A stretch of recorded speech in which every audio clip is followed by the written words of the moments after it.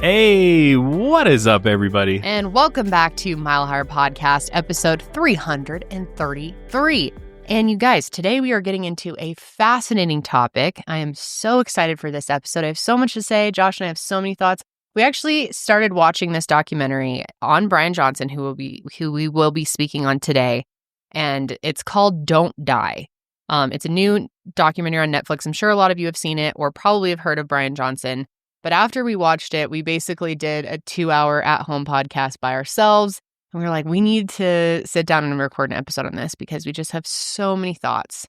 Well, yeah, because Bryan Johnson alone is such an interesting dude. Yeah. But then all of the questions that sort of get posed throughout it, all of the regimens, all of the different ideas and philosophies this guy has opens up a whole other can of worms that we want to talk about. And I think you'll find interesting as well. I mean, if you've been on the internet, you've seen this guy. He's all over the place. Good chance, yeah. And I'd be surprised if you hadn't, honestly. Right, I would too. I mean, I definitely had heard of him before, but never really knew his full deal and honestly kind of judged him, which there are things to judge him for. There are certainly critiques to be had about Bryan. He is a very controversial figure. I've grown to like Bryan in a lot of ways. Like I think he is so fascinating, and I don't know. I mean, at the end of the day, what he's doing isn't really harmful to anyone, and you could argue that a lot of what he's doing is helping humanity in some ways. Although I think he could do more. I'm getting ahead of myself, but he's just such an interesting person. And you know, we were talking about it with some of our other team members who don't work on Mile Higher this morning, and one of them was like, "Oh, is that like vampire billionaire that like drinks blood?" And I think that's like what a lot of people think he is, because he does some pretty wild shit. I mean, it's pretty extreme. It's very extreme, but it's also just fascinating. And him as a person's really interesting, and his whole upbringing and how he got to what he's doing now. And I don't know, just so many things to say. So this will be a great episode for discussion. And we also have some of his products that we're going to be trying throughout the episode. Not sponsored, by the way. We paid with our own money. He's not paying us for this whatsoever. No, he is. But we wanted to try it because I think the question that we'll pose is Bryan Johnson just another grifter, or does he actually have some good motives for the things that he's doing? Is he really ultimately trying to further anti-aging science to hopefully allow, through experimenting on his body, to provide data for all these different types of therapies and regimens that he's doing that could potentially help us all live longer in the future? And because that's really the question he poses, like, at what point are we going to, figure out how to live beyond the average lifespan that a human has? Because I think it's interesting too, if you could go back in history, people, if you want to talk about like biblical history, a lot of people in the Bible lived for hundreds and hundreds of years. Oh, really? Yes. Yeah. Like I can't remember what his name is because it's like a mile long, but I think there was somebody that lived into like 600 something year old, according to the Bible, right? Janelle will try to do a little look at the oldest person in the Bible, and I want to say it's hundreds of years old. Yeah. Methuselah or something. Methuselah. Thank you. Thank you, Ian. I love this crap. Age of 969. Oh, hell. I'm sure that is true.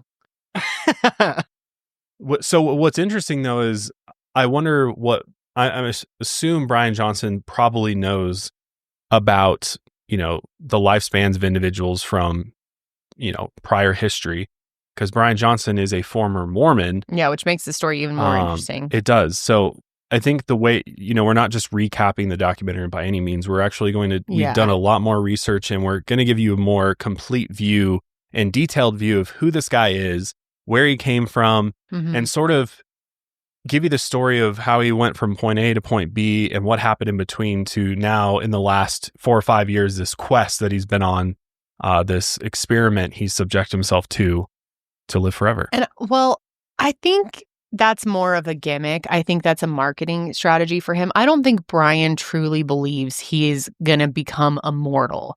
Like I think he's just trying to exceed the average lifespan, see how long he can extend his life. I don't think he is trying, and maybe I'm wrong. I don't think the dude really thinks he's going to live forever. No, I don't think so. No, I think he's even said things along the lines of, he knows that eventually he's going to die. Right. He's not going to like uncover the fountain of youth or something. Yeah. That, you know. No, he's kind of a living experiment. And I find it really fascinating. He's also a great marketer, great salesman. Yeah. You know, there's all these other aspects. And then Blueprint is his company, is his brand that's making all these supplements, which we'll be trying today, including his very own olive oil called snake oil, which will be taste testing today. Called it snake oil. And it's at a pretty affordable price point and pretty good quality from what we've found. So, but we're going to taste it today. We'll be the judge of that. Whoa. Before we say it's good quality and good tasting, we need I just meant quality as far as like the ingredients, and it meets the olive oil standards we were looking at this morning. As far as we know. Yeah. I have some questions around his products, but. Yeah. I mean, I have questions about him as a whole. I'm like so torn on him. There's part of me that really likes him, and then there's part of me that's like, I don't know, man. I don't know about you. And is this the number one issue we should be funneling tons of research and money into? When there's a lot of other things, you know, like there's so many diseases that are, you know, killing people every single year. Well, that's my biggest beef with Bryan, which we'll get into that. And so is investing all this time, energy, and money into anti-aging really the best use of, but again, he can do whatever he wants. It's his money. So, but is it the best use? I don't know. Yeah, I don't know. Lots to say. Also, I just wanted to throw it out there. Bryan, I'm so interested in you. If you see this episode, we'd be more than happy to have a conversation with you on the show, because I would love to pick your brain further. I've like watched a few podcasts with him on it as well, and just interesting, the stuff he brings up. But I won't lie, a lot of it gave me anxiety too, because then I'm starting to question everything in my life and what I'm doing, and I could see how you could get to a very like dangerous place with all of this, where it becomes obsessive, which it clearly has for him. It seems like he's very happy, but I don't know. I feel like it could be pretty detrimental to most people's mental health. And I will warn anyone out there who suffers from just like health related anxiety that going down the Bryan Johnson rabbit hole, I could see not being great for you. So just, you know, proceed with caution. But yeah, I am your host, Kendall. I'm Josh. We are joined by Janelle and Ian, our production team. Hey. What's up, guys? You excited for this one? Yeah, I'm nervous. All right. Nervous? Well, you know me on the topic of mortality. Right. Yes. Yeah. Yeah. Watching the documentary bothered me a little bit. Did it? Yeah. That's interesting. A little. I'm curious to hear your perspective on things. Because, yeah, I guess in our near-death experience episode recently, you did open up about a lot of that. Yeah, well, I've talked about it before. But were you about to say something, Josh? I was going to say, where are you, like, we should all say where we're at with Bryan before we get into it. Like, are we skeptical of him and his whole plan, or are we kind of on board with it? Question. Like, where's our heads at is, I guess, what I'm getting at. Like, how do we feel about Bryan Johnson at this moment? I'll break the ice. Okay. I love him. I love Thank him. you, Ian. I love him. Why? Because he's a baller, man. He's just fucking chill. But no, I mean, I don't know. Mainly it stems from just like, you know, I think about my own health and... Wait, okay, before... What do you eat every single Wednesday? That's what I was going to say. Record? I just ate Wendy's. I feel horrible. I think about my own health and I'm like, who am I to talk shit about this guy? You know, I eat Chick-fil-A is like my go-to when I'm sad meal. Chick-fil-A is good. It's filled with antibiotics, though. And like sugar. Tried to market it like it's not, but and sugar, fat. Yeah. Oh yeah, the Chick-fil-A sauce is crazy. And I put like 4 of those on one sandwich, and then I go to sleep. But so I can't really talk about what I am excited for. What could change my mind? Okay, so let me also say I don't love him that much because he did do some schemy ass shit. That we will get to, and he's also just a fucking nerd. He's just a tech nerd, and I despise those guys. Like when they're this rich, I despise them. Yeah, to clarify. Yeah, I'm sorry if you work in tech, especially with the episode we'll be doing next week. Ian's deep in that right now, and so Yeah, it's just, I told Josh before this, we need the jocks to take over again. There's too many nerds in control. Oh, I agree with that. Mm-hmm. But yeah, I like them a lot. And with the Wendy's in my body feeling horrible, I think when we do try the various products, if it makes me feel better, I'm buying in 100%. I'll get the stack. You're going to just get the snake oil and then take it every day? I'll follow his regimen to a T. Okay, well, that's a big commitment. I mean, this dude takes like 50 capsules a day. All right. Closer to 100. Oh, is it? I thought it was 50. Or is it 50 per serving? Right. It's 50 AM and PM. Yes. So it's 50 now. There's team of doctors fluctuates. Condensed. Yeah. Yes. They've So it is like 50 a day. It's 50 right now as of this current point in time, but it might be 100 tomorrow, Well, I mean, I don't know. I'm so torn on Bryan Johnson. There's, like with any human, I think there are plenty of things to criticize him for, and you can certainly question what he's doing and the ethics behind it. I wish he was a little bit more philanthropic and more of an advocate for, the rest of the world that can't afford all of the things that he's doing, or, was outspoken about universal health care or something, something like that, where I could get... That's not good for his brand, though. Yeah, or like support more clinical trials, be more outspoken for Alzheimer's and Parkinson's, which he speaks a lot about. So, I don't know, a lot of it is very self-absorbed. I think he'd probably admit it. He's got a huge ego, and he's obsessed with not only keeping himself young, but looking young as well, his like physical appearance. But overall,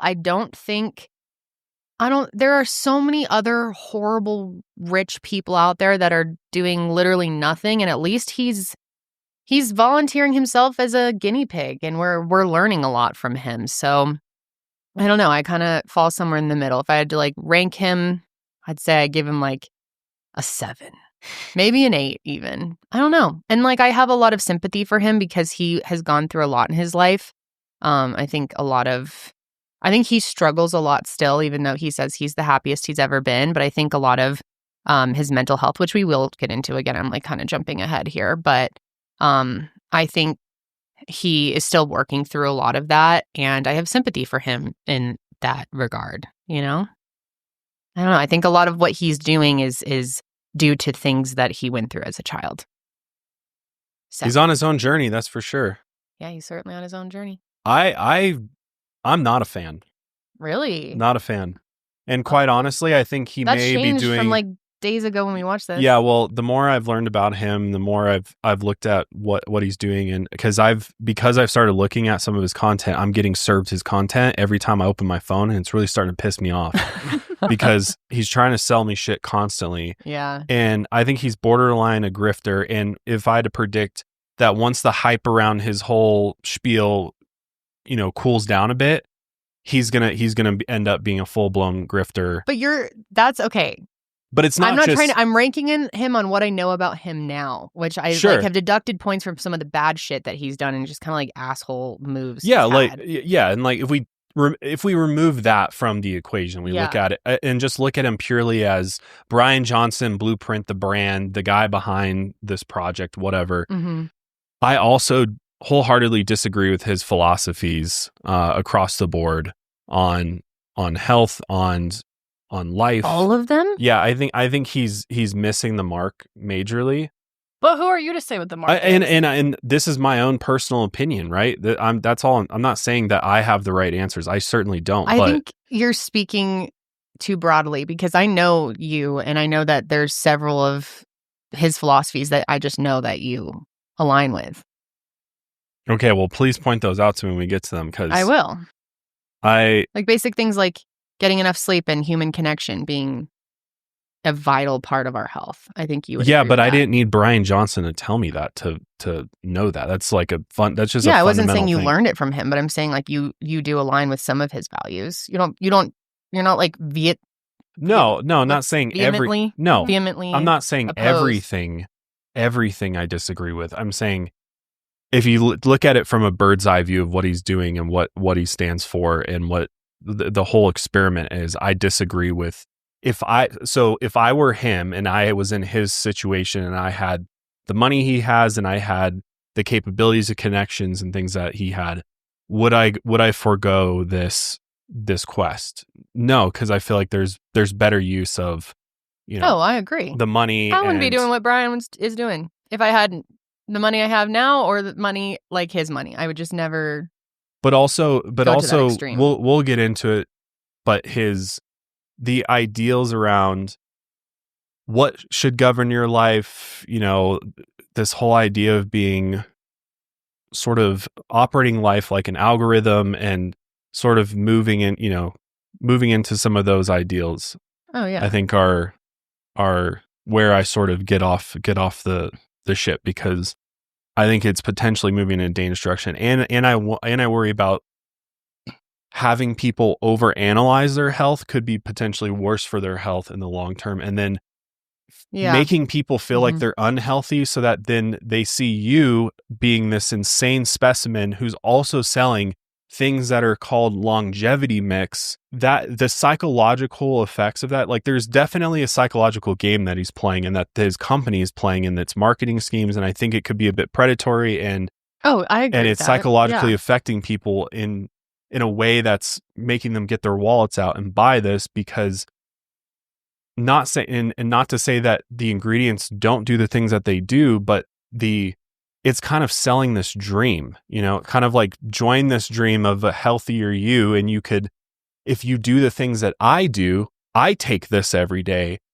you're kind of creating the illusion that I will somehow be healthier like Bryan if I take his products. I get your point.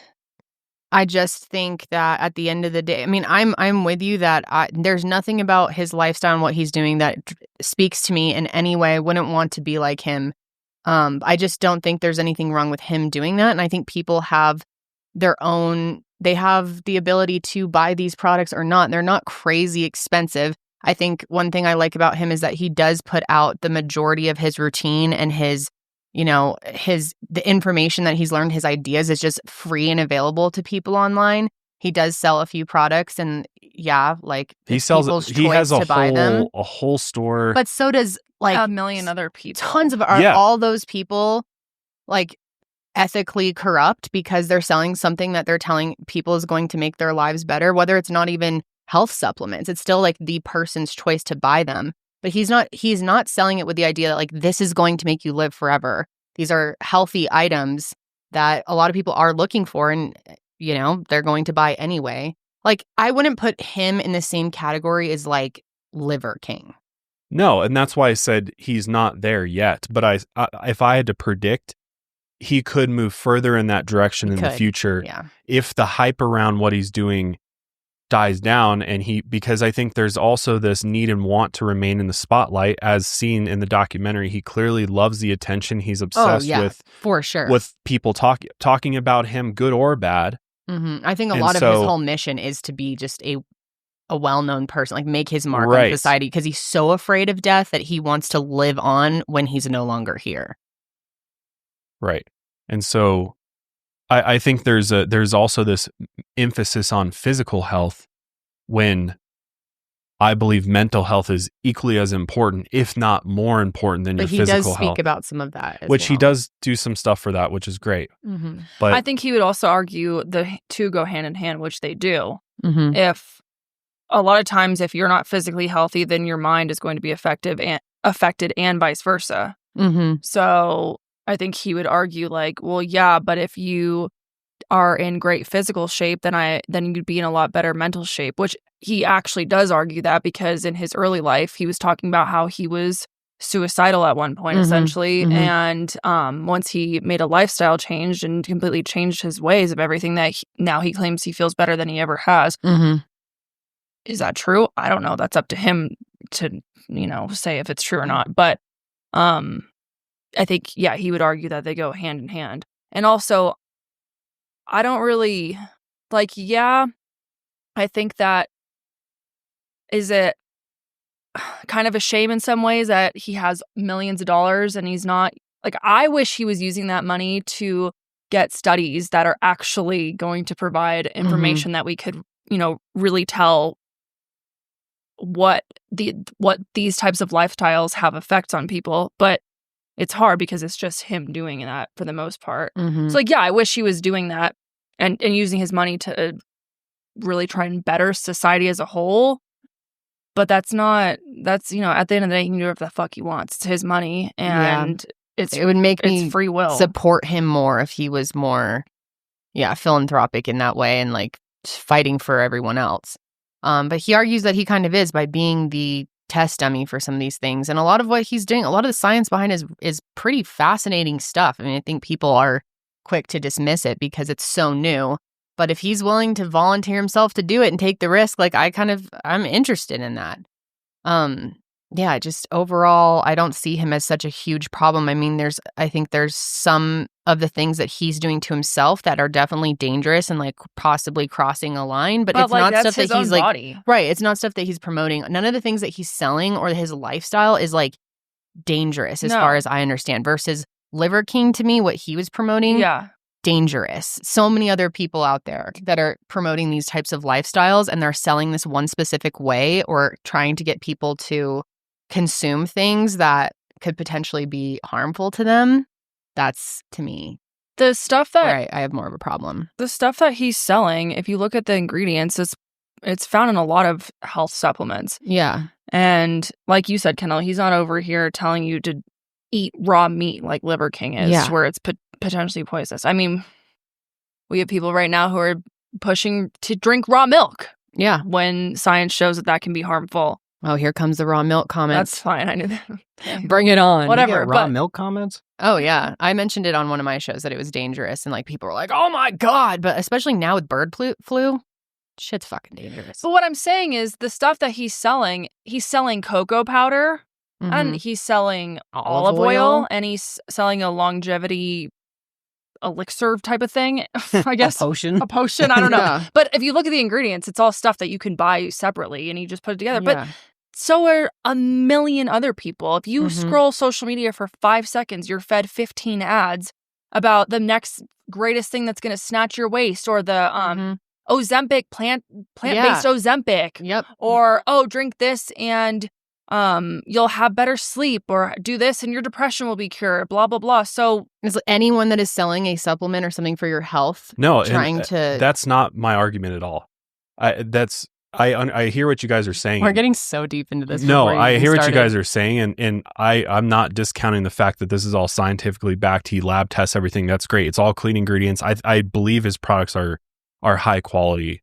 What I'm getting at is, I think there's some mixed messaging going on from him, and like I think he's philosophically at a place, and I think we need to just get into it so that we can actually talk about what his philosophies are, because they're kind of hard to explain without the background sort of context of it. But and if you think about how much do people actually know about him versus the average customer of his, you know what I mean? People that just run across a quick little short of him versus somebody who's listened to a podcast like this, going into deep detail about who he is, his background, all these different things, how he got to this, why he started this. I think there could be some mixed messaging from him as to what is the true intent behind this brand. Is it truly to one day find the solution to extending our lifespan, or is this an elaborate marketing scheme to grow this brand while using himself as the primary marketing tool to do it? I mean, the guy is a salesman. He's an entrepreneur. He's built multiple companies. He's sold multiple companies. And so I think I don't know where he's at on that front. Like, is he really doing this for the science and for the better of humanity in the future? Or is he doing this because he knows that he's going to benefit from it right now? And because he is sort of this guinea pig and this shocking person, it's driving interest and engagement on his stuff, and his name is all over this, and it's all very directly tied to him. You know what I mean? I think it's kind of a combination of all of those things, but I mean, and not saying that that's wrong or bad. Who can really know at the end of the day? I don't know his true intentions, but from the podcast I've heard him on and hearing him talk, I think he is deeply passionate about these things. And he's also, I think, someone who is struggling a lot and has deep-rooted trauma around the idea of death, and that living as long as he can and not aging is more important to him than anything else. And it's also just he's very into his physical appearance as well. So I think he'd be doing these things whether he was selling something or not. I don't think him committing this hard to this lifestyle is just to make money. I think that's a part of it. But I think there are more personal reasons that he does it. I think if it was just to make money, he would have been a lot more tight-lipped about his routine and all of the other things that he does, all the other therapies and interventions that he does. Because at the end of the day, he's even talked about, like, yeah, you can take these vitamins and that's not going to make you live forever. It's like all these other really intricate therapies that he's doing. And if he really wanted to cash out, I think he would start to create some type of like 10-step process, It's for $500 a month. I can life get you coaching through a training. Yeah, that type of thing, which there's a lot of people who do that. So. And then you compared to those people, he's very transparent and making it fairly accessible. Even a lot of his products are pretty fairly priced for the quality that they are. And then, you got to think about that there are tons and tons of wealthy people who are doing the things that Bryan is doing, but they're hiding it. It's all behind closed doors. And he is openly sharing it with the public, knowing that he's going to face scrutiny, knowing that he's going to be labeled a vampire. And, people think he's like drinking blood and whatever. And I don't know. I think there's definitely a lot to criticize, but there's, I think, some redeeming qualities. And there's even parts of this documentary where I felt very emotional and I cried. I thought it was very beautiful in some ways, but then also weirded me out in others. So, okay, that was probably the longest intro. We're at 27 minutes. Whoa. Oh we my need gosh. to get into this. I'm sorry, you guys. We just have so much to say. Well, let's jump right in. I guess we didn't, but we will now. You guys, we live in a time where there is a subscription for really just about anything. And it's very easy to lose track of how many subscriptions you have active, or maybe you started a 5-day free trial, 30-day free trial or something like that, and then you just forgot to cancel it. And now you're stuck paying for it. And maybe it's something that you're not even using and you aren't even aware. But that can all change with Rocket Money, and it certainly did for me. I had so many more subscriptions than I realized, and once I started using Rocket Money, I was able to cancel them easily, because a big part of the reason that I was avoiding taking care of my subscriptions is because I didn't want to deal with customer service, just didn't want to deal with the stress, didn't want to deal with the time it was going to take. But Rocket Money does all that for you. If you don't know about Rocket Money, it's a personal finance app that helps you find and cancel your unwanted subscriptions, monitors your spending, and helps you to lower your bills so you can grow your savings. See all of your subscriptions in one place and know exactly where your money is going. And for ones you don't want anymore, Rocket Money can help you cancel them. Rocket Money's dashboard gives you a clear view of your expenses across all of your accounts, and you can easily create a personalized budget with custom categories to help keep your spending on track. See your monthly spending trends in each category and know exactly where your money is going. You can get alerts if bills increase in price, there's unusual spending activity maybe, or you're close to going over budget. The new goals feature automatically saves money for you, so you don't even have to think about it. Pay off credit card debt, put away money for a house, or just build your savings. Rocket Money makes it all so easy. Rocket Money will even try to negotiate to lower your bills for you. They will automatically scan your bills to find opportunities to save, and then you can ask them to negotiate for you, and they deal with the customer service so you don't have to. Rocket Money has over 5 million users and has saved a total of $500 million in canceled subscriptions, saving members up to $740 a year when using all of the app's premium features. So cancel your unwanted subscriptions and reach your financial goals faster with Rocket Money. Go to rocketmoney.com/milehigher today. That's rocketmoney.com/milehigher. One more time, rocketmoney.com/milehigher.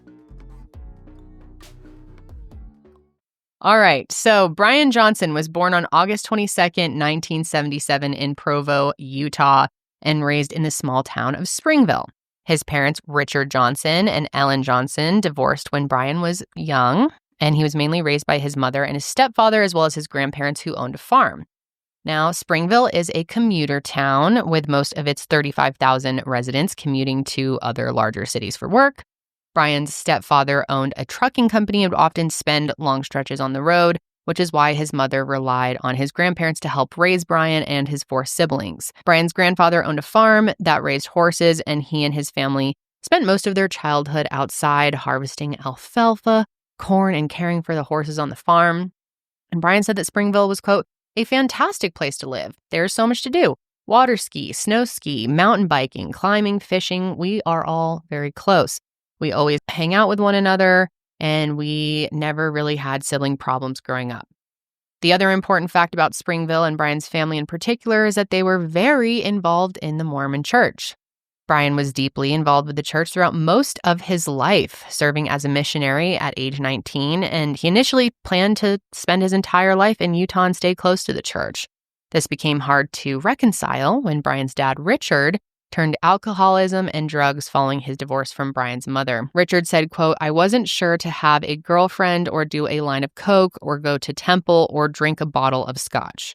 So he was in a really rough place in his life. And according to Bryan, there was a 95% chance that his father would fall through on his obligations, forgetting to pick him up after school events or not seeing him for weeks at a time. The family was one of the cornerstones of Mormon teachings, and for most of Bryan's siblings and family members, Richard had abandoned them. When Bryan was 22, Richard was arrested for driving under the influence, and Bryan was the only family member to visit him in jail.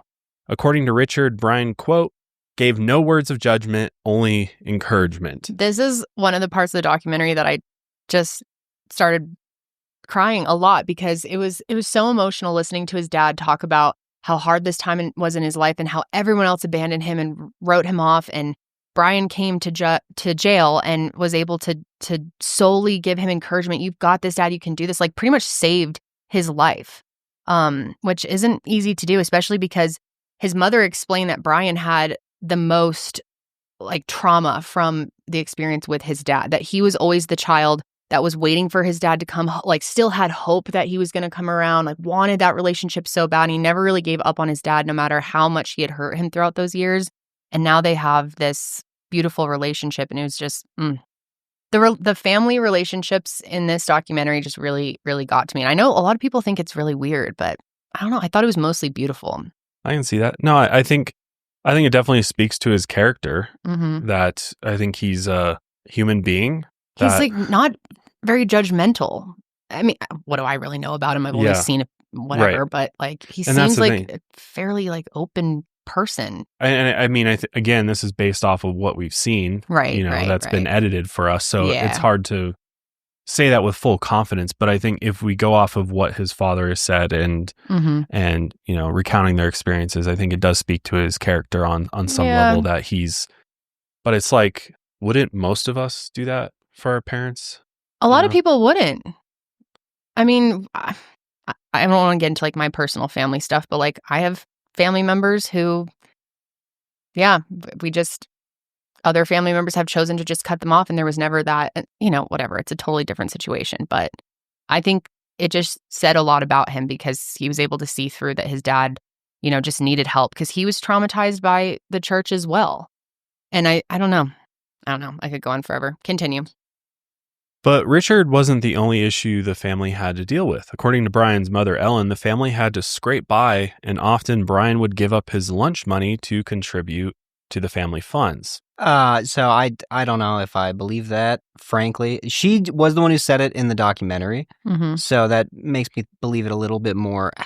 However, the quote that we had before about like, I was jet skiing and skiing when I was little, and you know, that doesn't exactly sound like the activities of a poor family. I mean, who knows? People can figure stuff out regardless. Or there were ups and downs in their finances. But it's important to note that quote and a lot of the quotes we're going to be pulling from in this early portion of Bryan's life all come from this one like fluff tech blog post about him when he was early on in his career and was basically an unknown.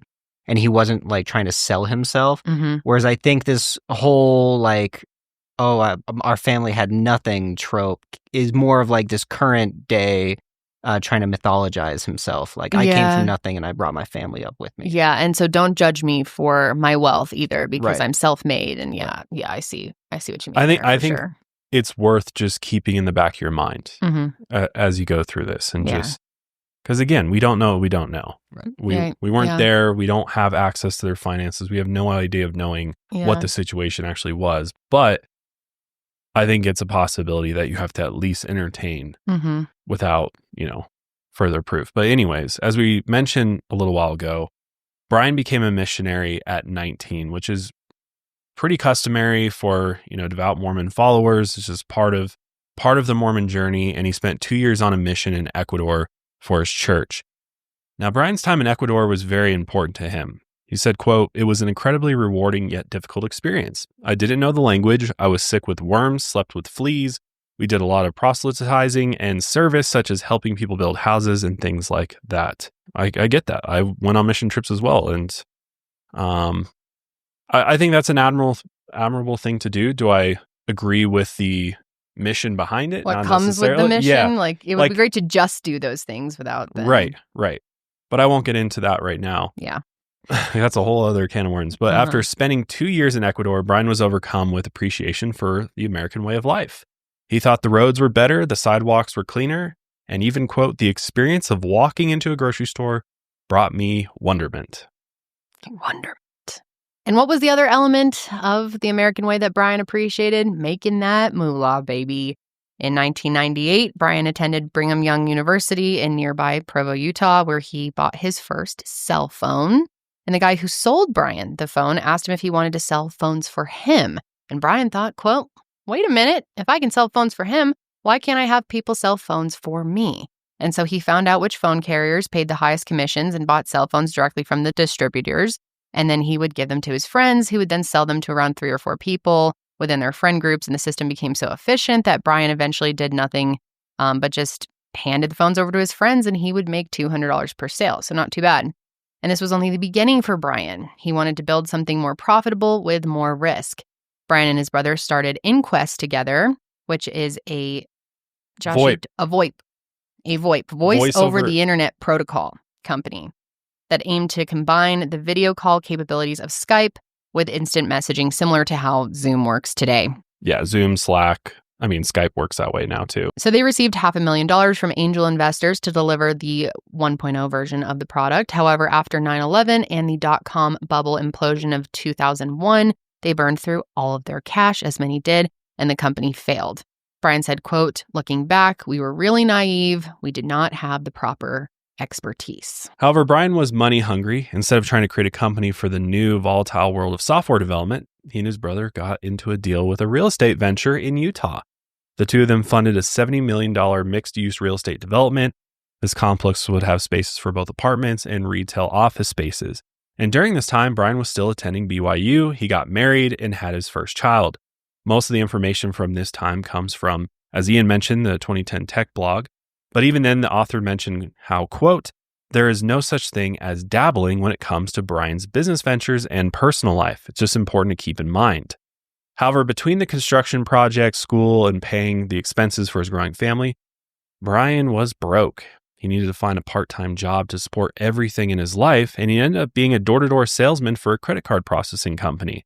His compensation was entirely commission-based, and according to him, out of the 400 sales reps across the country, Bryan was a top seller. He said he made $15,000 a month during this time, though he seems to change this amount a little bit in new interviews. But I mean, he was hustling. He was out there hustling. I mean, door-to-door salesman is not an easy job. And again, I think he's clearly a great salesman. He knows how to sell really anything to anybody. Even a product called snake oil. However, the construction project imploded after they couldn't meet their sales goals, and they were $2 million in overrun costs. So Bryan and his brother exited the venture, spending 2 years of their lives on the business project that made them nothing. He said, quote, "I was just physically and mentally exhausted after that." So following his 2 failed business ventures and now having to support 3 children, Bryan decided to leave Utah. And that's when he went up to the University of Chicago and went through their Booth graduate program to take classes taught by Gary Becker. Gary had written the book called The Economics of Life, which said everything in life could be explained by economics. And the book was really the predecessor to Freakonomics and what would become this Silicon Valley philosophy. And Bryan was inspired.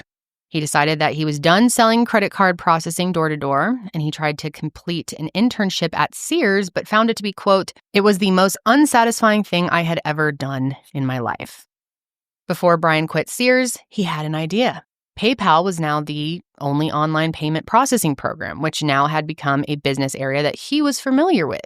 So he contacted clients he knew from the credit card processing gig. He told them that he was interested in starting his own online payment processing program and asked them if they were interested in switching to it. Bryan focused on large-scale, high-tech corporate accounts since PayPal mainly concentrated on personal payments. And Bryan founded Braintree. And soon enough, he had clients like OpenTable, GitHub, and JBL. And in 2012, Braintree purchased Venmo for $23.3 million. Then, only a year later, PayPal purchased Braintree for $800 million, and Bryan's net worth jumped to $400 million. However, this was not considered a good time in Bryan's life. Even in the 2010 Fluff piece that we've been quoting from, the author says, quote, "Enjoying the success is one of those things that can be really hard to do when you are in the middle of explosive growth.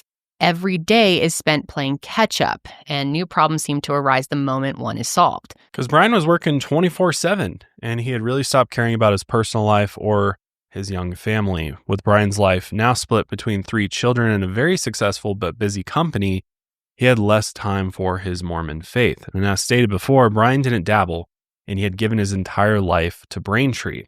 He said that he had fallen into a deep depression in 2004 after founding the company and stayed there for 10 years. He was 50 pounds overweight, miserable, and even considering suicide. And this was also a really powerful part of the documentary that made me emotional. There was one point where he said, something along the lines of, "I no longer wanted to exist." And there's a clip of him where, God, he looked like a completely different person back then. But it's him kind of just staring off, and he's filming himself, and you can just see like so much pain in his eyes. And he specifically talks about how it's not even like going to another life or the afterlife. He just wanted it to be completely over. Mm-hmm. Yep, just lost all will to live. Which is a really horrible, horrible place to be in. So within a year of selling the company, Bryan left the Mormon church and divorced his wife. It's somewhat unclear what the reasoning behind all of it was, but he stated that he felt empty whenever he went to temple, but he's never really been public about other issues he may have had with the church. I think for me, that's something I'd really love to dive in with him. Me too. He's so curious. Because there's got to be more there. I think there's probably a reason he doesn't open up about that stuff. It's probably pretty painful. Well, and his his other children are still devout Mormons, so I'm sure he doesn't want to make that relationship worse than it already is. Yeah. Because, it seems like he was kind of excommunicated from his ex-wife and his other kids and the church, obviously, once he left. And I'm sure their point of view of what he's doing is probably not the most positive. No, if I had to guess. Sure. I'm sure there's a lot of anger just that he left, and that's an experience that so many people have where they're just like they lose all these personal connections in their life when leaving a church. And it's not just the Mormon faith, but a lot of people who go through religion and find it to be traumatizing end up with massive fears around death. And I think that's a lot of what drives him. And why he's so motivated is I think he has these like deep-rooted... Sure. Yeah. And I guess I don't know that much about Mormonism. I don't know how death is looked at, or is there like hell? Is it... Yeah, I mean, I don't want to get into the whole specifics of Mormons' views on the afterlife, but it's, I mean, there's steps that you have to follow, and there is various levels, I want to say, of the afterlife. It's kind of complicated, to dive into, but I know, but I wonder how much. But yes, there's absolutely fear of what happens, and if you don't follow everything to a T, you're not going to end up in a good place. Yeah. And so I wonder how much of that has led him on this mission, and that deep-rooted fear he has is what... He's trying to prolong the inevitable as long as he possibly can. Yeah. I think that... Because he doesn't want to come to terms with what does happen when you die. Mm-hmm. Mm-hmm. To where he's willing to take all these extreme measures to live as long as he can. And maybe there's other reasonings for that, but I feel like that's probably a big part of it. Yeah, another question I'd love to hear from him on. It'd be interesting to dive into. But as far as Bryan's wife goes, it's unclear if there were problems in their marriage or if they're in line with his don't dabble philosophy. And I think clearly a big part of it was his commitment to work and the time away from the family. I mean, to grow a company to that size, I know that Braintree had won multiple awards for fastest growing company in America. And the amount of time that he's putting into a startup like that to grow it to the extent that they did definitely probably put strain on their relationship. And then obviously the Mormon faith, leaving that behind is probably a big part of it as well. However, this decision was devastating for Bryan's family, who were all still devout Mormons. According to his youngest son, Talmadge, Bryan leaving the church felt like, quote, he was abandoning his family. Bryan would rarely see his children from that point forward. In 2014, he invested $100 million into the creation of the OS Fund, which looked to invest in companies working in, quote, the programmable physical world, which is how he described companies that used AI to develop new technologies for diagnostics, therapeutics, and synthetic biology. Soon enough, the rest of the tech world would become obsessed with AI and how it could be used to regulate human biology. According to a 2015 Medium post, Bryan said, quote, that is in part why I decided to start an investment fund with my capital rather than create a foundation or traditional charity. As I discussed at a panel at the Googleplex for Effective Altruism Global, I believe that capitalism is a highly effective way to get good technology into the hands of more people. Yeah, and that's certainly something I want to hear from everyone on their opinions. But this is when Bryan started aligning himself with effective altruism, techno-rationalism, long-termism, and other Silicon Valley religions that guide the insane decisions of men like Sam Bankman-Fried, Peter Thiel, and the ugliest man alive, Elon Musk. Mm-hmm. Sam Bankman-Fried became famous for scamming millions of dollars out of people using his website crypto.com. Sam said that he was aware of the scheme and was doing it to better his altruistic plans for the future, which is a staple of long-termism. Peter Thiel was one of the original investors in Facebook and became famous for a rumor that he was using a young man as his blood boy. While Peter's blood boy was never proven, Bryan would make the concept real. And that again goes to my point from earlier that there are so many rich people doing things like Bryan's doing, but they're hiding it. I don't know. I appreciate, it's weird, but I appreciate the transparency from Bryan at least. But an argument could be made that Bryan replaced Mormonism with these beliefs and one more extremely experimental goal. At the end of the 2015 article, Bryan brought up an anti-aging pill that he was interested in investing in. He said, quote, so what about that anti-aging pill? This is something that I'd invest in because it promises to add to the library of human knowledge while filling an important market need. It is good technology at its best, pushing the envelope of what humanity is capable of. In 2016, Bryan founded his latest venture, Kernel, and the company initially started to build software and hardware to augment human intelligence, an early version of what would become Neuralink, Elon Musk's brain chip company that augments human consciousness. We've talked about it many different times. Yeah, Ian's got a funny story. Or kind of a terrifying story, rather. Yeah, I've got an inside scoop story. Insider. Yeah. It's why I hate Elon Musk for many reasons, but this is just horrible shit. I have someone very close to me on good authority who went to the Neuralink headquarters, signed an NDA, still told me.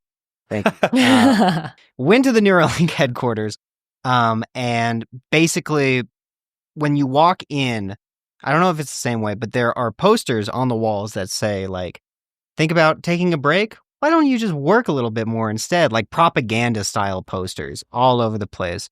Not shocking. Yeah, not shocking at all. And I bet Elon was paying rent. He was not paying rent on that crap. But then he was taken into another room where there was a chimp, a monkey, on an operating table with its scalp removed. And they could see, you could see the brain of the monkey, and they were inserting the chip, the Neuralink chip, into the brain. And then they took him into another room where there were 3 or 4 monkeys, in a prison cell, basically, and all of them were holding these drip feeders. They were holding it, but nothing was coming out yet. And then on a screen in a different room, there was a very rudimentary video game, Pong style, that was being played. And what was happening was that the monkeys were playing video games in their minds, and every time they scored a point, they were given sugar heard about this. From the fucking drip feeder. And it was just they have these dope addicted monkeys playing video games with their minds all day. And that is fucked. I hate tech, man. I hate this crap. It's crazy. So was it like one of those like guinea pig water bottles? Yes, but just a gigantic one for a monkey. Wow. God, it's so insane. It's nuts. And again, this is what all these tech people want. Yeah. This is what they want. They want us to be all right, I won't get into it. But no, yeah. Get into it. They want us to be addicted to fucking technology and have our brains be automated by AI. And in a lot of ways, we fucking are. Yeah. We are. I mean, there was even Google put out a study that said, like, even with ChatGPT and these like early AI models out, they've noticed the cognitive functions of people who routinely use ChatGPT is declining. Like, you're having something else think for you. Your brain is a muscle. And if you're using something else do it, which is what Bryan straight up wants, but if you're using something else to think for you, it's declining your ability to have rational, like actually rational thought, not what these stupid idiots believe is rational thought. Well, tons of students in college now just use ChatGPT to write entire essays and papers, research papers. Yep. Which there's technology to combat that. Yeah, but then there's other technology to combat that technology. Or they figure out ways to use it and then tweak it just enough to where it gets by. And I even saw that some professors are literally just like, yeah, the tech is there. It's a resource. You might as well use it, and are encouraging some students to use it, maybe not to its full capacity of just writing your paper for you, but, using it to find you resources, which like, I remember that was one of the most annoying parts when you're in college trying to write a research paper, is going to find the sources. The peer review. Yeah, before you can even start writing it and like coming up with your outline. Or they'll have AI write the outline for you, and then you just kind of have to like put in the fluff. And it's crazy because it's like, I always thought that was one way of actually applying what you learned, is like kind of reteaching it essentially. And now you don't even have to do that in a lot of cases. Just making us dumber and dumber. So college is going to be obsolete unless they figure out a way to combat that. Becoming obsolete. We got to force everybody to go pen and paper. I'm serious. Because no computers. You go to the damn library, you find a book, and you do it the old-fashioned way. Mile Higher Media is computer free starting tomorrow. Yeah, okay. All researchers turn in your tech tonight. Go into the library. Oh my God, can you imagine? I just like the everything whole, would take so much longer. It would. Actually, we can't do that. But I just think like none of this shit is that hard. When I was doing grant writing, I got into an argument with this woman who was like, "But what if ChatGPT just writes it for me? What if it writes these grants for me?" I'm like, for one, having a computer write for a charitable organization feels spiritually wrong. But on top of that, it's just not that hard. None of this shit is that hard. No, and you're making yourself obsolete. Right, straight up. Yeah, because the technology is going to be far cheaper for companies to employ AI than to pay benefits and all these other things for employees.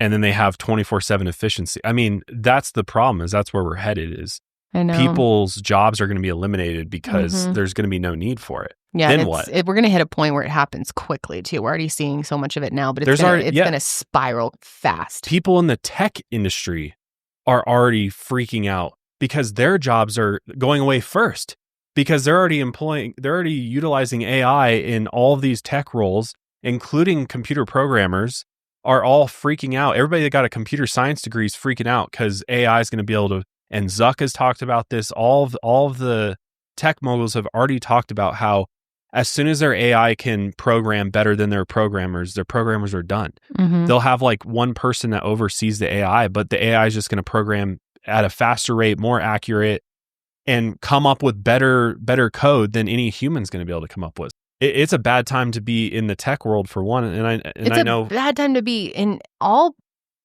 industries. Well, it's going to trickle down to every industry and every facet of our lives. We've done episodes on this before too, but I mean, even our jobs can become I could obsolete. Have an AI voice do this podcast and research the whole topic. There are programs right now that I could spend time putting my voice into. I don't even know how long it takes, but it could spit out an entire episode for me. If I wasn't on camera, but so that Speechify app you use, that helps like reads outlines to you or whatever. I was looking at other software that kind of does the same thing, but one of them was like, oh, you can have your own voice read it to you. So I was like, oh, what's this? And I took 5 minutes to just read these random sentences that it was spitting out to me. And then it just literally created my voice. And I put in one of your outlines into it. And it literally sounded like me reading it to you. Like very, and I was barely even giving it full effort. I was kind of like stumbling over the little like test paragraphs that it was giving me. And it was still, and this was free. It took 5 minutes. So imagine if you actually use something that's a little more advanced and precise. Yeah. It sounded... I wouldn't mind having you read to me. Yeah, so I'm dyslexic, and to prepare for all of our shows, I have my notes read to me through this app. Yeah, it's called Speechify. But they also have Snoop Dogg's voice on there, Obama, which they call Mr. President, but it's very clearly him. And then there's like some just AI-created voices that some of them I prefer listening to those. It's just wild, like in all ways, the way that AI is slowly destroying us is terrifying. But this episode isn't on AI, so... No, it's not. That's next week. Yeah. Stay tuned. Anyway, however, Bryan still believed in his initial goal. As he exited his depressive state that he had been in since 2004, Bryan realized that it was his brain that was causing him pain. It was his brain that craved alcohol, that dramatized his life and forced him to spiral. Kernel likely came from this belief that his brain was the problem, and Kernel attempted to automize his brain, treat it like a computer, and listen to his organs instead. He said, quote, "Removing my brain has been the best choice I have ever made." Quote of the day. Yeah. Sometimes I think that could be jealous. A good choice for myself. No. I would love to just... Just for like an hour a day would be kind of nice. Put it on its little recharger. Put the brain on the shelf. Put it in a like a sanitizer. Yeah, little charger, little cleanse.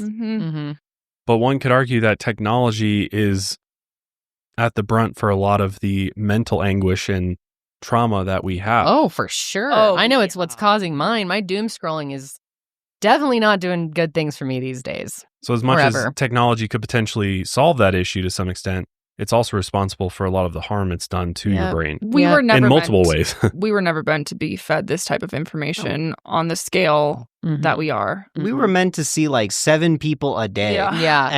And not this. I see like 7 people, like I see a million women on Twitter who are beautiful enough for like wars to have been fought over in ancient times. And that cannot be good for my head. No, it's not. It's like it's so far from what humans evolved to be. Right. While this may sound extremely strange, this whole quote, it stems from a uniquely Silicon Valley belief called techno-rationalism. The rationalists, all software, computer, and tech people, believe that all of humanity's problems stem from emotional decisions and choices, whereas computers, well, they operate from a place of rationalism and efficiency. The core belief states that humanity's social rules and ills could be eliminated if we just treated the mind like computers through rational thought. Boy. What are your thoughts on that? I think we're losing the plot. Do you subscribe to that at all, though? Like, is there any part in that you think, yeah, that actually has somewhat of a validity to it? Yes, I do, in a lot of ways. I do, too. Like, I think we could be further as humanity if we left some emotional things out of it. But I don't know, it's such a nuanced and complicated topic. But if we left some of like our identity and our ego out of things, I think we could be further. Well, whether we want to admit it or not, so much of, how we act, how we interact with people, the choices we make are emotionally based. And we can say, oh, no, it's based in logic, all we want. But at the end of the day, that's not true. It's based on our past experiences. It's based on our past traumas, our past life lessons that we've learned. I'm not saying in past lives, but, in previous years. And I think that if we could just maybe get rid of that, then we'd be further along. But is that really what we're supposed to be doing? Yeah. Is that and good for us? Emotions is such a part of the human experience and is so vital. I think it's like finding a balance, because then you think about times where you've like reacted out of emotions to something and had a really detrimental argument with a friend or a family member that maybe ended in that relationship ending. And if you had approached the situation in a logical way, that maybe you could have spared yourself. I mean, there's so many situations that I approach with too much emotion, and I leave the logic out. So I don't know. It's a weird balance. I don't know if I think either side of that is extreme. Yeah. But without a life without failures, there'd be no growth. Right.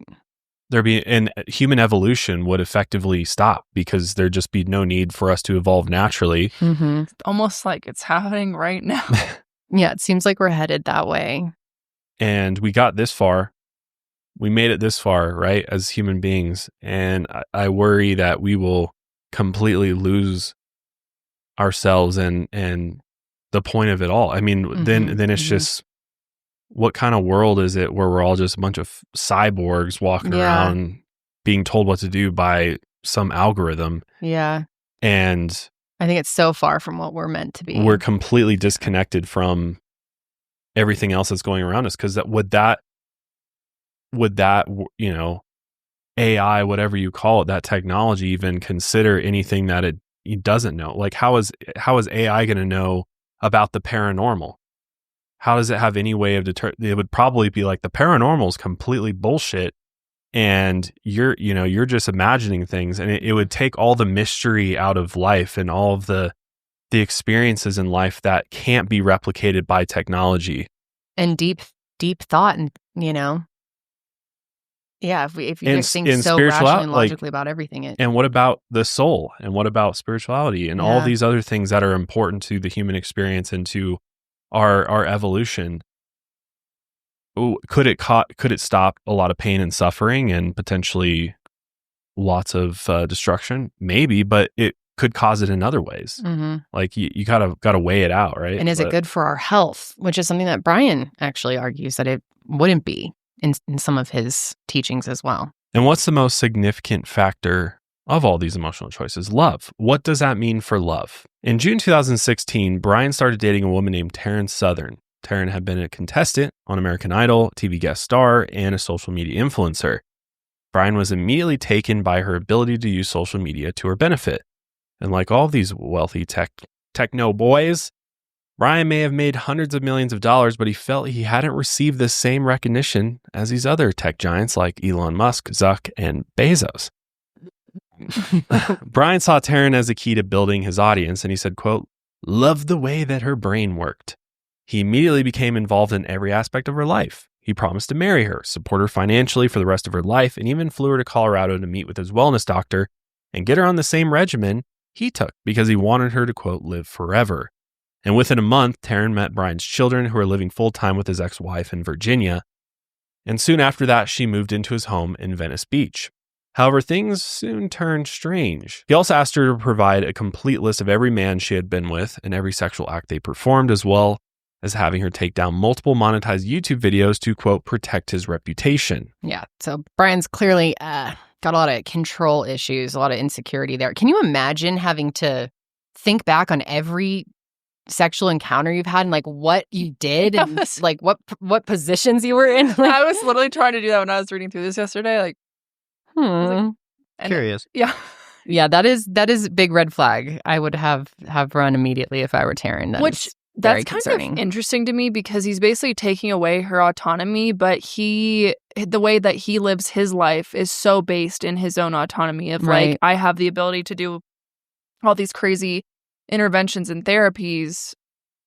Yeah, I need to know exactly what positions you're having sex in. Yeah, it's really fucking bizarre. What's the medical benefit from knowing that? No, I think it comes out of just insecurity. I think Bryan has a ton of insecurity. It's like pretty obvious, right? Yeah. But he had all of her mail sent to an out-of-state address that was then uploaded to an online mail service that he had access to. It's just freakishly controlling. On top of that, he soon requested that he be allowed to sleep with other women. So it's good for him, right? He would then tell Taryn about these sexual experiences with other women under the guise of a, quote, radical transparency and honesty. When Taryn tried to tell Bryan that this made her upset and that she wanted a monogamous relationship with him, he said that she was making him feel, quote, ashamed, and that if she, quote, supported his personal behavior, it would make his love for her only grow more intense. So just very, very manipulative. Yeah. And you may be asking, why didn't she just leave him? Well, Bryan had made her head of marketing at Kernel, and by all accounts, the only person working in that department, and also took charge of a documentary that they were producing about the brain. So between this and providing the emotional support for cheating Bryan, and even planning the few weekends that Bryan would see his kids, Taryn had no time for her career. And Bryan controlled all of her finances. So, at the end of the day, there's so many different reasons that people feel like they cannot leave an abusive relationship. And this was clearly that. In 2019, Bryan proposed to Taryn and she said yes. However, later that year, she was diagnosed with stage 3 breast cancer. And while undergoing vigorous cancer treatment, Bryan requested that she continue her work for Kernel from her home and limit outside time so that people wouldn't be aware of her condition. And this is like what pisses me off about Bryan when I really start to feel anger at him. You would think that someone who is such a champion for health, that he would have stepped up for this woman that he claimed to love and really took care of her and knew that her working that much and, not getting any outside connection with people is going to be bad for her health. But she and people close to them noticed that Bryan had also become cold towards Taryn. He really had the opposite effect when he found out that she was sick and started to abandon her. I think it freaked him out and didn't go with his brand and just was like a bummer in his life. So he was just trying to control her. Well, wait till you hear the quotes. Yeah. In October of 2019, during Taryn's final and most aggressive rounds of chemo, Bryan told her that he wished to, quote, physically separate, as her cancer diagnosis had turned her into, quote, a net negative, which tells you a whole fucking lot about Bryan, that he is talking about his relationship as if it's a business opportunity. Yeah. This is a net negative for me. And to be clear, he say these are categorically false statements, or this is in No, he said this. In the documentary, he tries to say that. However, Yes. This comes directly from the lawsuit, right, which we'll get into. We'll get into all that. But the important point about everything that's said in the lawsuit is that none of the things that were said in there were false. It's just that they were not illegal. That's an important distinction. So yeah, I think he says in the documentary now he didn't say that, but according to judges and just about everyone around them at that time, he did say that. And it's very on par with how Bryan speaks. I can see him absolutely calling her a net negative. Computer brain. Yes. God. Well, and it's finding out more, because that was one thing that I flagged during the documentary. I was like, I want to know more about that situation, because there's clearly more to that story than what was told at all. Which I don't think it was because they were trying to protect Bryan in any way, because there were many digs at Bryan and criticisms of him and people that they brought on to speak against him and everything. I think they just didn't have time. It's like a Netflix documentary and they, but. It's very convenient, though, to leave out the details of that, though, because I do think the documentary is very much a fluff piece for him. You do? You think it's pretty biased? I think it was very biased, and I think they strategically put just a few quick little snippets of negative criticism. It was like one-liners from a bunch of people. There was no added context to it. And so for me, this whole situation and the things that he said make me seriously question his motives and the authenticity of his brand, his mission, and everything else that he's doing as a human. And as a human being, I'm like, who does this? This is fucked up. Yeah. And for somebody who at the very end is like, oh, kumbaya on our don't die hikes with the locals. Yeah, we'll get to that. I'm Jesus over here. I'm just like, your past speaks differently, buddy. And yeah, maybe he's evolved. He's grown up. He's a better human because of the things he went through. It does make me slightly more skeptical of his motivation. Oh, I completely agree. I think it's very obvious that Bryan is a extremely selfish person who really only cares about him and the people closest to him at the end of the day, unless they get cancer. It sounds like he needs to be in a relationship with a robot. Because any human's going to have... I think he might already be. I have no proof for that, but I could see it. Because this is going to be a challenge for him with any human partner. There are going to be... He's never going to find a human partner. Well, he says that. He literally talks about what a challenge it is for him to date, because he has to be so transparent about his wild lifestyle, and then also the lawsuit. There's this whole section where he's talks about how traumatizing it all was for him, and how he can't trust anybody that he dates now, that he has like no ability to trust other humans outside of his own family. So in essence, he's sacrificing the quality of his human experience for this mission of his. And not just in this way. I mean, I think you could argue he is sacrificing the quality of his human experience in almost every way, but he doesn't see it that way. I don't know. Eye of the beholder, I guess. But Bryan had promised to support Taryn financially for the rest of her life. He controlled her employment and promised her $149,000 exactly to help her move out of the Venice beach house and find a new place. Couldn't even just round to $150,000. However, she had to sign documents that ended her work with Kernel, remove her contributions to the company from the website, marketing, and forced her not to tell anyone that they had separated to protect his public image. This is all fucked up, in my opinion. Oh, I completely agree. I seriously question him as a human being. Mm-hmm. And again, this just goes back to... I question him as a human being, too. This just goes back to his computer brain. And also, it's very clear he cares about them profits. Obviously. And he cares about the growth of his companies, and he cares about that. It seems like a lot more than the humans around him. So that's worrisome.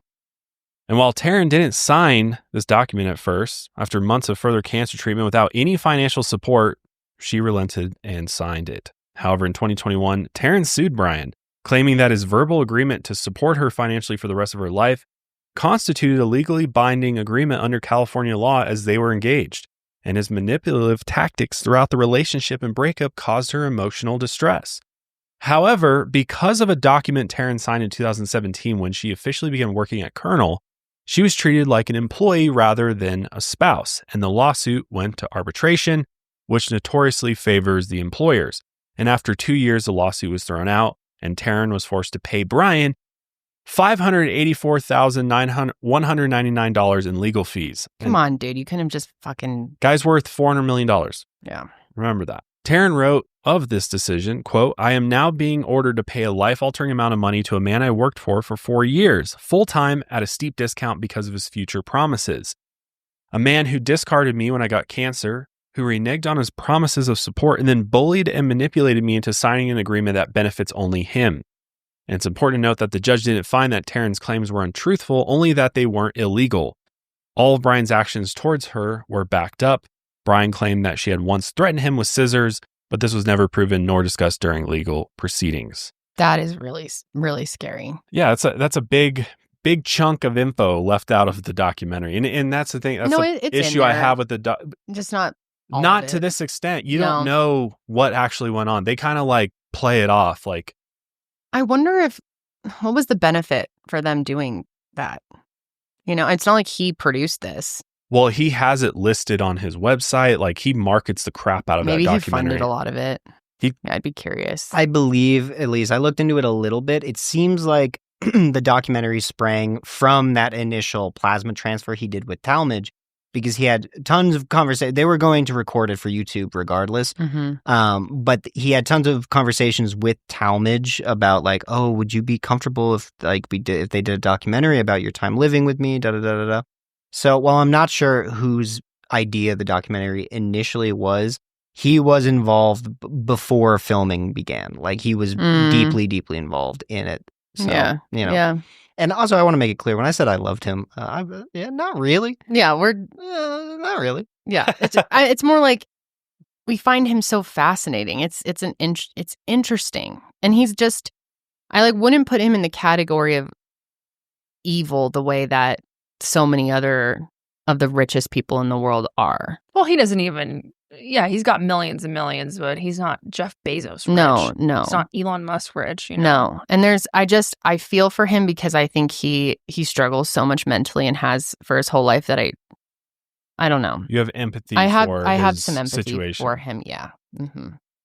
Which I get. His family. You can have empathy for someone and still strongly disagree with them. Yeah. I mean, like I said, I rate him like a 6.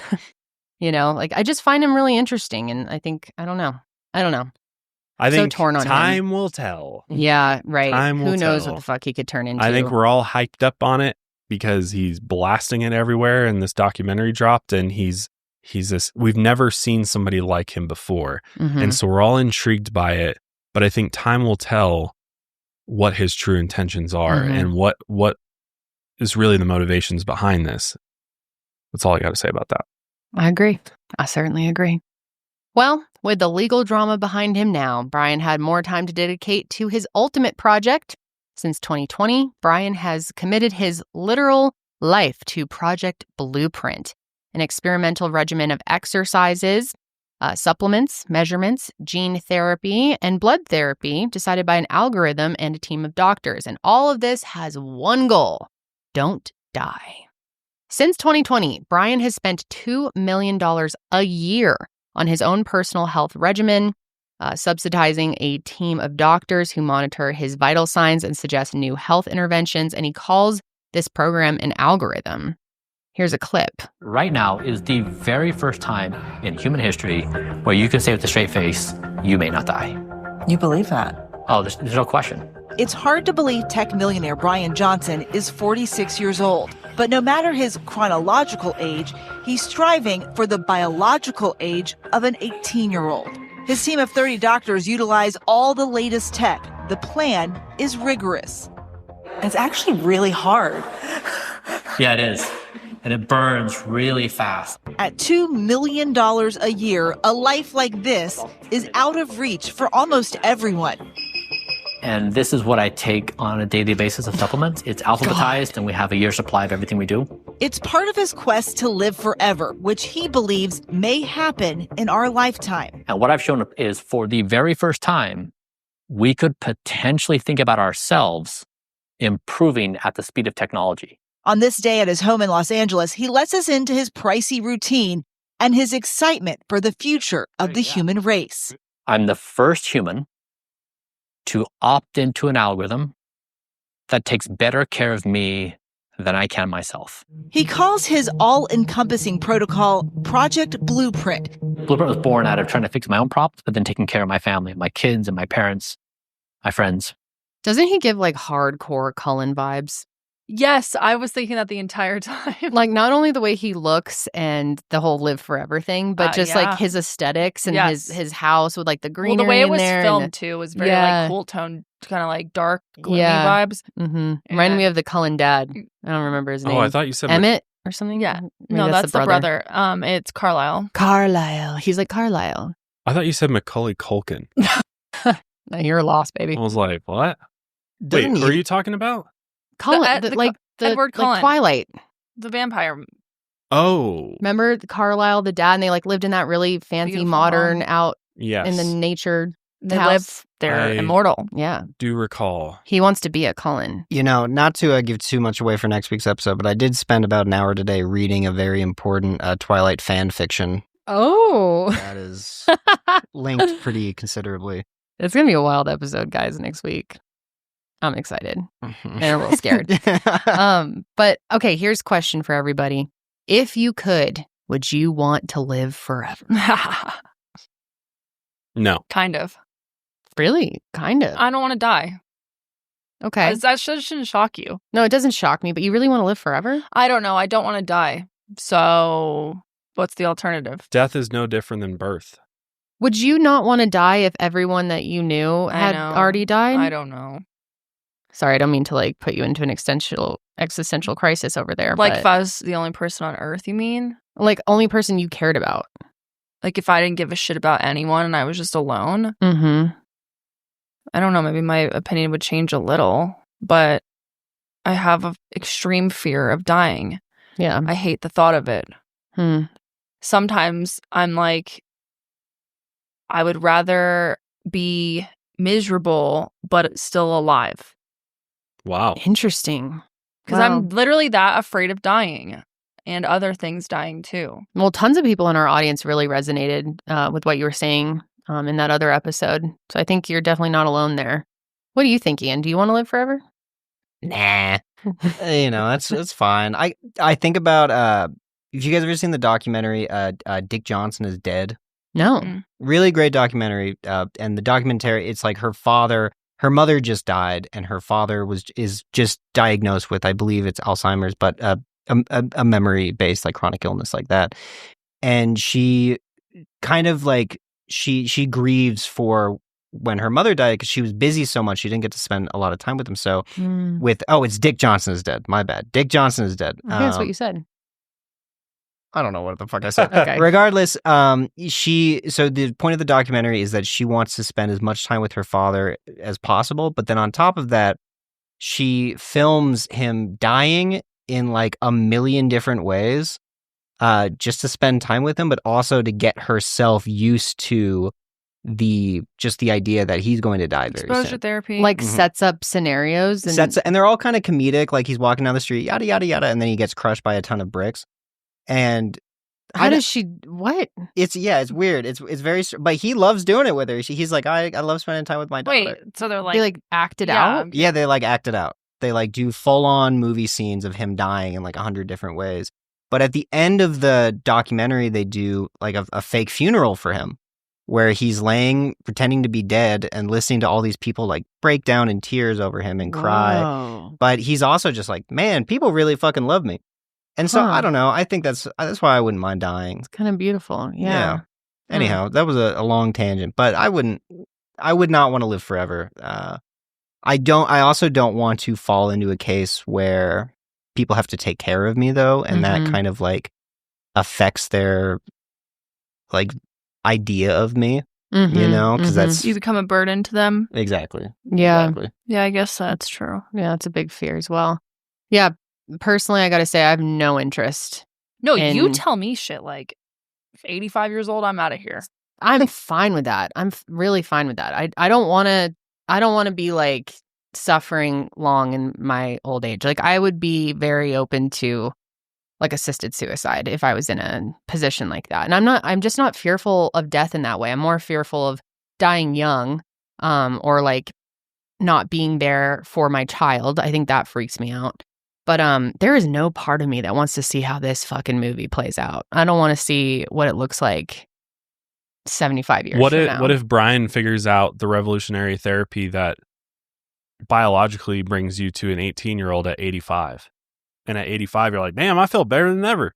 Well, I mean, I feel like I'm 18 again. I just don't think that just doesn't align with my personal beliefs, which I know I've said this a million times, but I truly believe it's part of the human experience to live a certain amount of time, learn what you learn, and then you go on to the next and you keep evolving. And I think that's why I'm not afraid of dying, is because my personal belief is that I will continue on whatever that looks like in the next phase of my life, if that makes any sense. Or it just goes black. Yeah, what if it just goes black? It goes black and there ain't nothing. What if? Maybe. And but if it goes black, I won't fucking know. But like I believe in my heart that's not the reality. And that's just my personal belief system. You know, I agree with you. I think like we even have said this like straight up before, but I think in your one life you do live multiple lives. And so, and I mean that's the most beautiful thing about life. Exactly. I wouldn't want to go back to being 18. My God, I was a mess. Right, same. You know? But I think with Bryan, it is this sort of, it is almost regressive. It is like, and my God, he looks so good. But I think he, like, by being this 47-year-old man stuck with the goal of like, oh, I want to get back to being 18. The question is like, why? Yeah. What was so good? You were in Ecuador getting bitten up by bugs. You know, what was so special about that year aside from just your physical health? Well, one thing that he talked about in one of the podcasts he was on is how much he wishes he could go back in time and start taking care of himself at a younger age, which was something that really resonated with me, especially as I've been on this, you know, health journey the last 2.5 years-ish. And I feel like better than ever and have completely changed my life. And I look back and I'm like, I wish I didn't damage my body and even my mental health in so many ways when I was younger, because I just didn't know better and I wasn't motivated to do the things that have changed my life. So I can see, I think that's what it mainly is for him, is he just like wishes he could go back and do it again. But I mean, it's such a layered issue for him. Clearly it goes much deeper than that. Well, do we think Bryan Johnson is living by the philosophy of live life to the fullest? That's a big live argument. like you're dying? What does that mean to someone? You know, it might mean something different to him versus what it means to you. I think there's going to be a later part in this episode where that conversation will be good to have. So while Bryan likes to say that he has an algorithm deciding his health habits, Dr. Oliver Zolman has decided every health choice for Bryan Johnson. Dr. Zolman decides how many calories Bryan eats, how many supplements he takes, and recommends what new therapies he should try. And the ultimate goal is to, of course, reverse Bryan's biological age through a program known as Project Blueprint. Dr. Zolman operates in a field known as, quote, longevity medicine, a field obsessed with extending human life as long as possible. And while it's important to note that this field is chocked full of dubious scientists and grifters, for sure, Dr. Zolman closely monitors his and Bryan's progress and admits that Project Blueprint is an experiment, with Bryan as the guinea pig. So Zolman's basic plan revolves around a tiered system. Level 1 focuses on basic health measures that people can take to help them live to age 75. Simple things like not smoking, getting proper sleep, and maintaining a proper diet. Yeah, we'll put the graphics up on the screen that have all of the specifics, but just like for one, the number 1 says smoking, completely stop, add 12 years. 2, mental health, good, add 10 years. Exercise, more than 6 hours a week, plus 8 years. Which, what is that based on? I don't know, but I mean, it sounds like it's probably accurate, right? Yeah. It's interesting because Bryan loves to get all analytical about this shit. And people ask him, be like, what do you think about having a burger and fries and a drink? And he's like, well, if you eat a burger, fries, and a drink, it's basically equivalent to smoking one cigarette, which one cigarette takes 11 minutes off of your life. He says shit like that. I know. And it's like, and you're like, I'm kind of good with that 11 minutes being gone, especially if it's towards the end. I don't know. And then it's like, most of these things. How's that good for your mental health? If you're overanalyzing all of these decisions, yet part of the tiered approach is having good mental health, how do those function together? But obsessing around how I'm going to add all these different years to my life. When you could be hit by a car and all of this goes out the window. I'll tell you what. Sitting my ass down at a Mexican restaurant and having a big margarita and chips and salsa is good for my mental health. Okay? Yes, it is. And like having like an occasional treat and all those things are proven to, make you happy, and happiness. Having a cookie in bed before you go to bed. Yeah. That's good for your mental health. And it's like overall this level 1, for the most part, I think is like fairly attainable. I think it's hard for most working people to add 6 hours a week of exercise. I struggle to more than 6 hours. Yeah. That's a lot. That's at least, that's an hour a day for 6 days a week or 2 hours a day for 3 days a week. So I'm doing like 3.5 to 4 hours on a good week, sometimes a little more. But I don't know how I would add in 6 hours a week, especially as a parent. That's just so hard to do. And like sometimes I feel like you can just spiral in that way where I start feeling guilty that I'm like not working out every single day. Right, that's what I'm saying. Of the week. Every single thing on this list you could overanalyze and have anxiety about. Mm-hmm. Calories. Yeah. Another big one. Mm-hmm. Your diet. Whatever happened to the philosophy of everything in moderation? Mm-hmm. Like, wine only? That's not going to work. Have some balance, I think all of this, including like you said about Bryan's whole if I have a burger, then that's a cigarette. 11 years. Blah, blah, blah. It all goes back to this bullshit tech philosophy of techno-rationalism and cognitive decision theory, which is basically it's just techie self-help books. And all of it is that every decision has to be a flow chart. So it's like, okay, if I have a burger, what does that mean? Oh, that means I'm smoking a cigarette. Oh, that means I lose 11 minutes of my life. And I want to live forever. So that does not get to my goal. Yeah. So it just is this like insane robotic computer brains function, equation that they're running in their heads all the time. And it's just like when I want to make a decision or I have to make a decision, I'll just do it. I'll just have a burger. It's fine. Right. You had one for lunch. I did, and 10 nuggets. You said you feel like shit. 22 minutes cut off your life, Ian. I feel so bad. Dude, I've got to say, like 2 weeks ago, Josh was getting his wisdom teeth removed, and he wanted to, because obviously he couldn't eat a bunch of like what he would normally want during the week. So he was like, I want to have like a big cheeseburger for dinner the night before. And so I've been like on a pretty healthy diet for the last couple of years. And I haven't had like a big greasy cheeseburger. And I used to love Five Guys. And so I was like, okay, yeah, let's have a Five Guys cheeseburger. And holy shit, the way this literally holy destroyed shit. my body. Yes, holy shit all night. And then I just felt my anxiety. I had nightmares all night. I literally sent Janelle a voice memo in the morning. It was like, I just had the worst night of my life. Oh, yeah, that was... Dude, it was like painful. Like I can't eat that way anymore. You eat Taco Bell and it's good for us. Taco Bell's good for me. Taco Bell runs through real quick. And I never have a problem. It's kind of a natural laxative. That's what I'm saying. I think foods that are like basically just an antibody, it just like immediately goes through you. Yeah. That's how you stay skinny. Yeah. That's everything, man. Yeah, like I'll have an occasional thing like that, Taco Bell, but I think it's like the grease in the cheeseburger is just like dude, destroyed me. Like it was so painful. I was like, I'm never eating that again. But yeah, I mean, I will say I was regretting that a little bit in the chair right before. You're like, I'm gonna shit on this. No, I literally had it shit that morning, and I was like, no. Oh no. I might have to before I go under for this, but no. He was like, I need a huge meal because I have to fast in the morning. It's literally his and then I was like, ice 9 cream and smoothies for me. Mm-hmm, mm-hmm. But there's a real thing to be said about having comfort food, right? Yeah. Like one of the things when I'm having a really stressful day or my anxiety is really bad or maybe I just don't feel good, I feel like I'm getting sick, like I just want to eat stuff that's going to make me feel comfort and cozy. And that's a huge comfort for people is food. Oh, totally. And I'm not saying like anything again. And I still have things, even though I've like have a healthier lifestyle. Like last night, you and I were both having like a little bit of a mental spiral and I like had a little panic attack and was crying. And so I broke out a box of Junior Mints and they made me feel so much better. Yeah, exactly. And so I think that there's something to be said with, maybe it's not the greatest thing for your gut health or whatever, but every day. Yeah, but life is about balance. Exactly. And if it makes you feel good and gives you some like comfort and joy,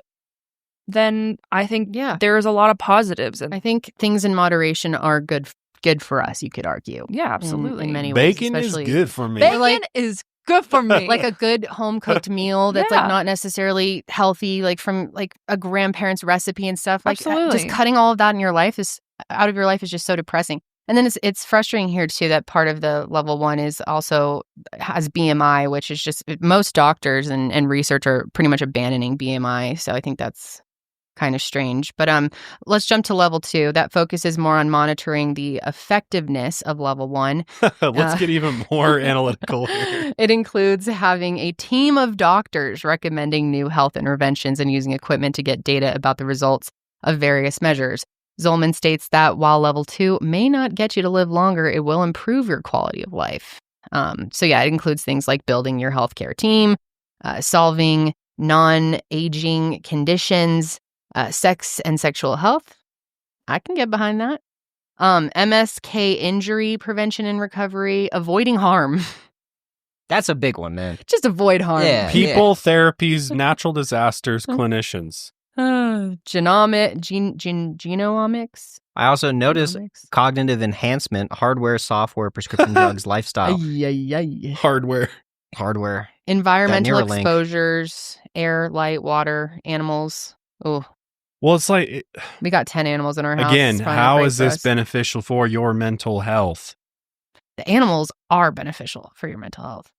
He would argue that if you're healthier physically, then you're healthier mentally. And, there's the saying of like your stomach is your second brain. There are studies that show if you have a fucked up gut biome, then you are more prone to mental health conditions. Mm-hmm. Everything's intertwined. So I fully believe that. Before I was living a very unhealthy lifestyle for years. Yeah. I mean, I didn't do any exercise for like 5 years. I was chronically ill, but we were also just eating so bad. I was really not getting a lot of nutrients and just eating garbage all the time. And my mental health was really bad. But it's like kind of like chicken or the egg type thing. Like, sure. was I doing those things because I was so mentally unwell? Because I was physically unwell? It's all interconnected. But... well, a lot of people say that physical activity is their best form of therapy. Their studies have proven time and time again that physical activity is just as, if not more effective than SSRIs at treating depression. Dude. But at the same time, I don't blame people who are not physically active because they're so depressed. Because when you're depressed, like if you've been depressed, you know what it feels like. You don't want to fucking do anything. The last thing you want to do is be like, I'm going to get up and go for a run. Like that's not, actually as simple as people think it is. Or when you're physically unwell too, or we're dealing with some type of illness, a lot of doctors will be like, try to get exercise, which is like, yeah, but it hurts, dude. And you're exhausted. And then you're like, it's all connected.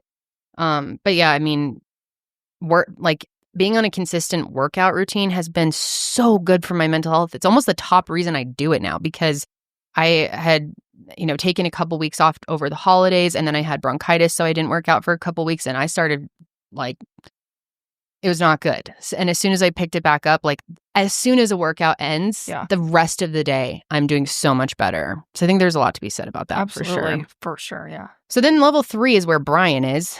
And while it hasn't been proven yet to help people live past 75, Zolman states it can increase age with a 95% certainty. Level 3 isn't just about maintaining health, but using experimental therapies and supplements to reverse the biological age of the test subject. So yeah, we can go more. So let's actually start breaking down what a day in Bryan's life looks like, okay? And they go over this in the documentary, actually show him going throughout his day. Bryan's day begins every morning at 4:30 a.m.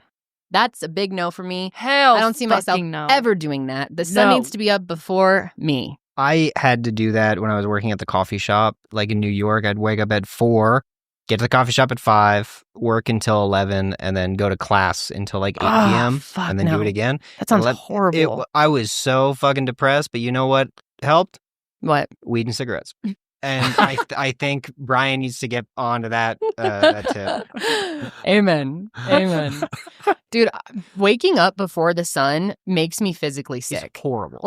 There have been, if we have an early flight, or when I used to go skiing as a kid, I'd almost always throw up. Yeah, I still definitely to this feel day nauseous in the morning. If I wake up and it's still dark outside, I always puke. I can't do it. I fucking hate it.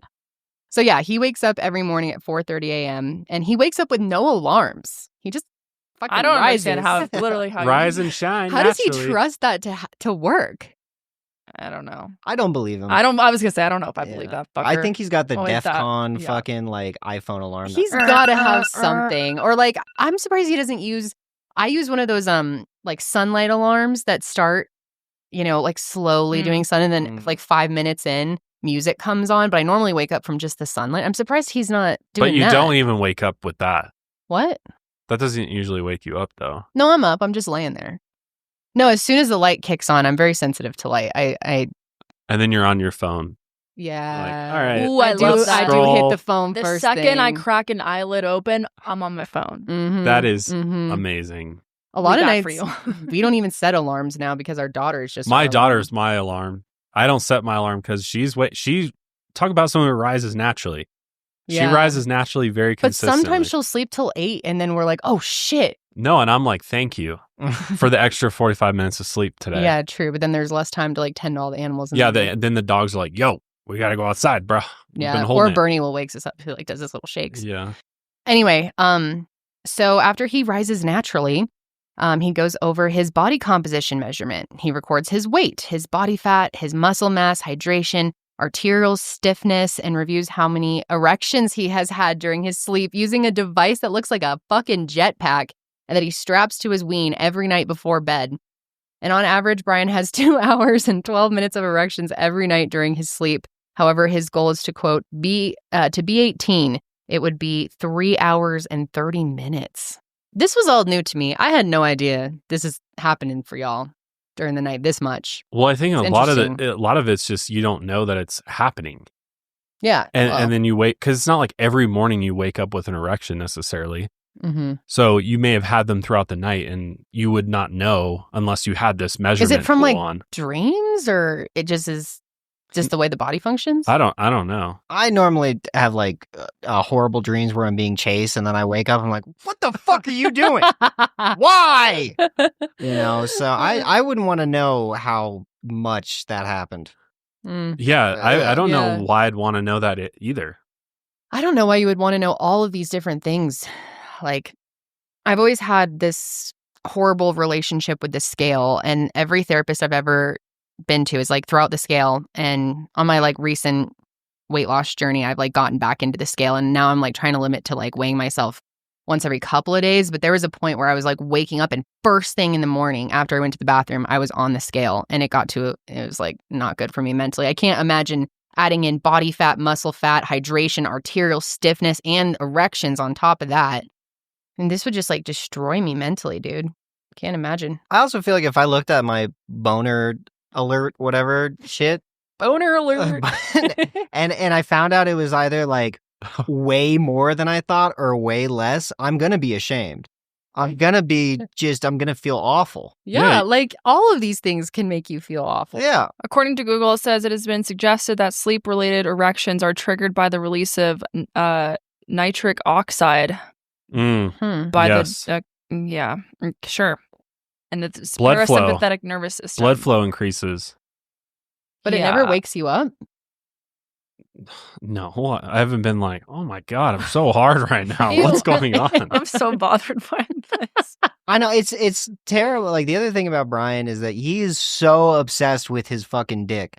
Like, he is really into it. Mm-hmm. And we never get to see it. Top performer. I'm thankful for that. Yeah.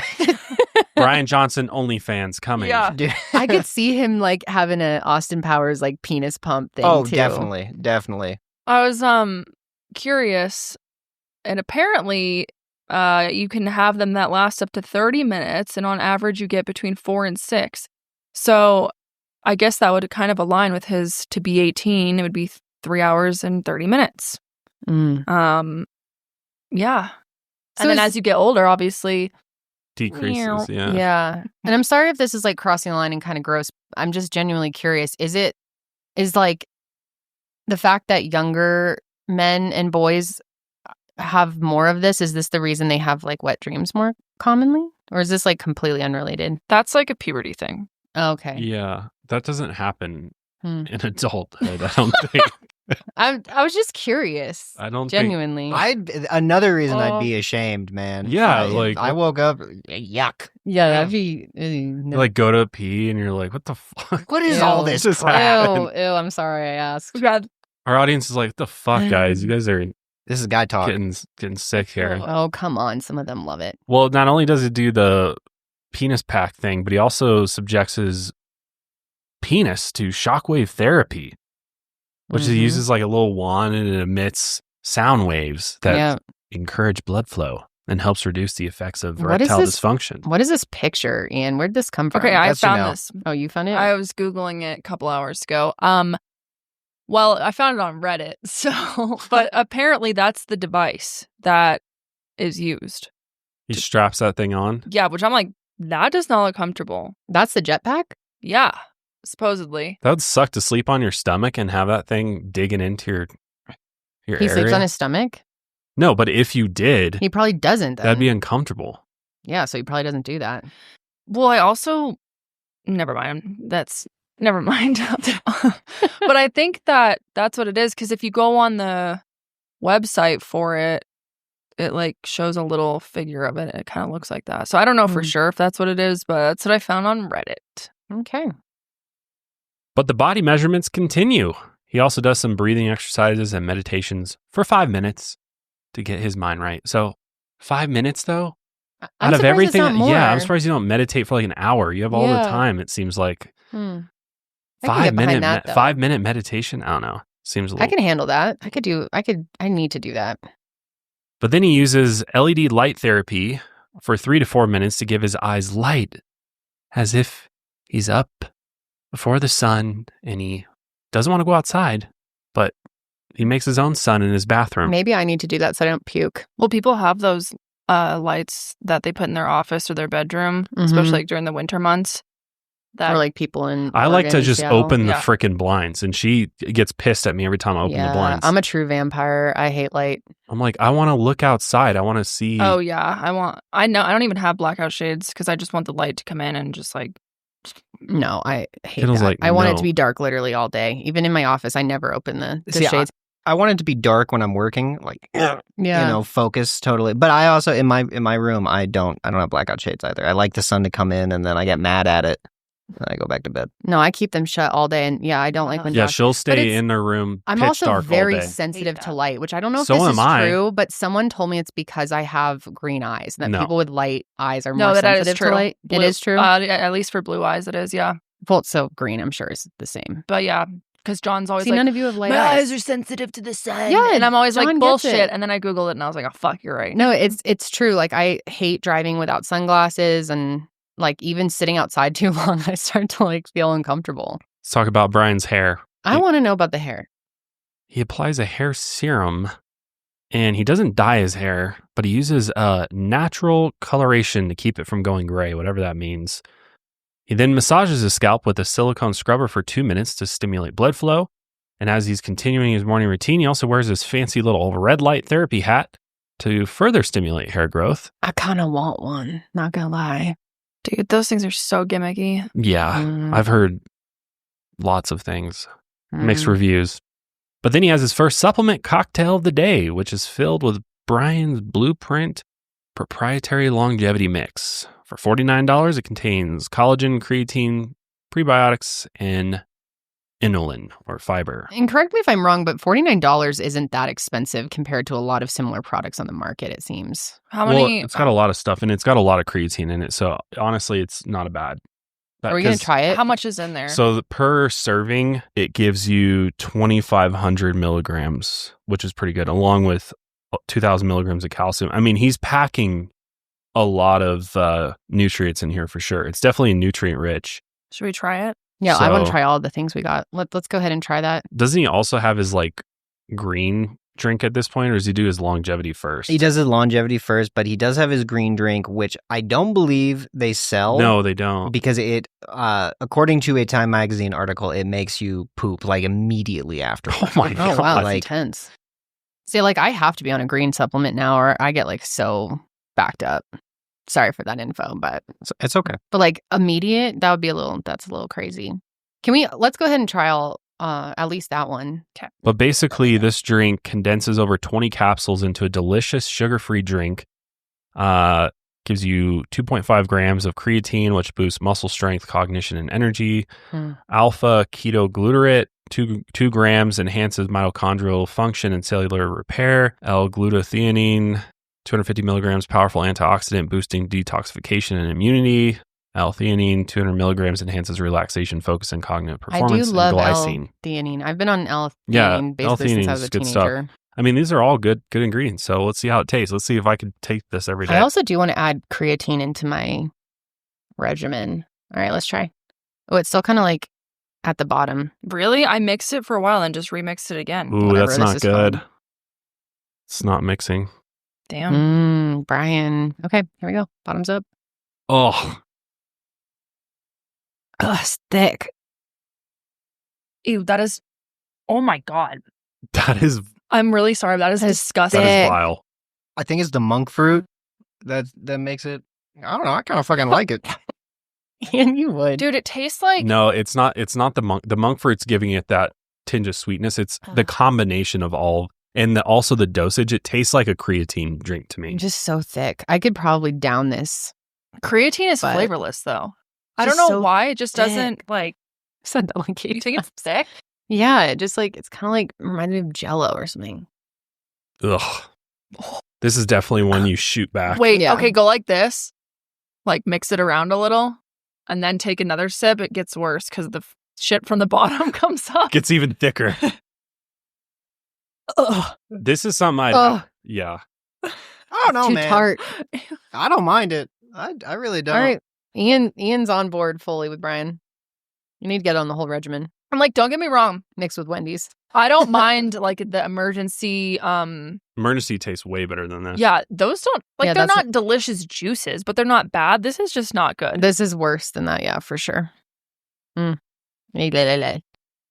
aftertaste isn't horrible the longer it sits. We'll try more things later in the episode. Taste test. Like, is it fun? I wish we had a taste test. Is every it drinkable? Yes. It's not like you want to spit it out, but it's not enjoyable. It's certainly not something I'd look forward to drinking every day. Mm-hmm. I cotton candy like flavor. this crap. I like it. All right, well, I will take it. It's all yours, buddy. Thank you. Yeah. Our gift to you, Ian. It's honestly a lot worse The than I thought it was aftertaste going is to be. bad too. I don't know. It's giving the immediate aftertaste. Yeah, it gets a little better as it sits, but It's a little poopy in my mouth right now. I am getting the poop. Honestly, I so cannot- It's a little sewagey. No, after. yeah. I feel like our breath stinks. Yeah. Yeah. Mm-hmm. Sorry, buddy. I'll take it home though. I'll take it off your hands. All right. Well, moving on from 5:30 a.m. to 6:45, Bryan hits his home gym, which is pretty lit, honestly. I like his wallpaper choice. He's got this like greenery going on. Yeah, it's pretty cool. But he mainly focuses on balance, flexibility, strength training, and some cardio. And obviously, if you've seen pictures of him or seen video of him, he's clearly very jacked. For his age, yeah. Then he has some breakfast, which includes more Blueprint longevity mix, blueberry nut mix, more collagen, and a shot of his own extra virgin olive oil, which he branded as snake oil. It's just funny. Like, it's things like that that make me like him more. Which is Just call it $35 snake for oil. basically like a wine bottle of olive oil. Should we try it? My favorite olive oil, I just have to shout it out. Ugh. It's pretty expensive, but okay, not really compared, because you can get 101 ounces. We get these big cans of it, and it normally lasts us like a year almost. It's called Partana. It's from Italy. Sicilian extra I don't virgin know. olive I think it's oil. a little, Oh, I fucking love it. a little. It's so good. I don't really see a big difference. I like the drizzle olive oil just because the packaging is The convenient. drizzled brand, yeah, it is more convenient. Well, that's some good crinkle. Whoa. Oh, that was fancy. All right, That smell sounds test? nice. Smells like olive oil. Oh, little ASMR. Mm-hmm. Oh, I love that. That's sound. nice. Yeah. And it's important to note that 15% of Bryan's daily 2,000 whatever it is calories comes from just shooting back olive oil. Damn. High cal. I'm pretty sure I have a sensitivity to olive oil. I think you do too, babe, and that's what I was going to tell you to be. I'm just gonna taste this because I get my dad. my stomach gets destroyed. Whenever my dad makes his like pasta sauce, he uses so much olive oil, and I love it. But Josh like dies. Third-party lab verified UV-resistant glass bottle. Consume 1 tablespoon every meal. Taste is peppery and smooth.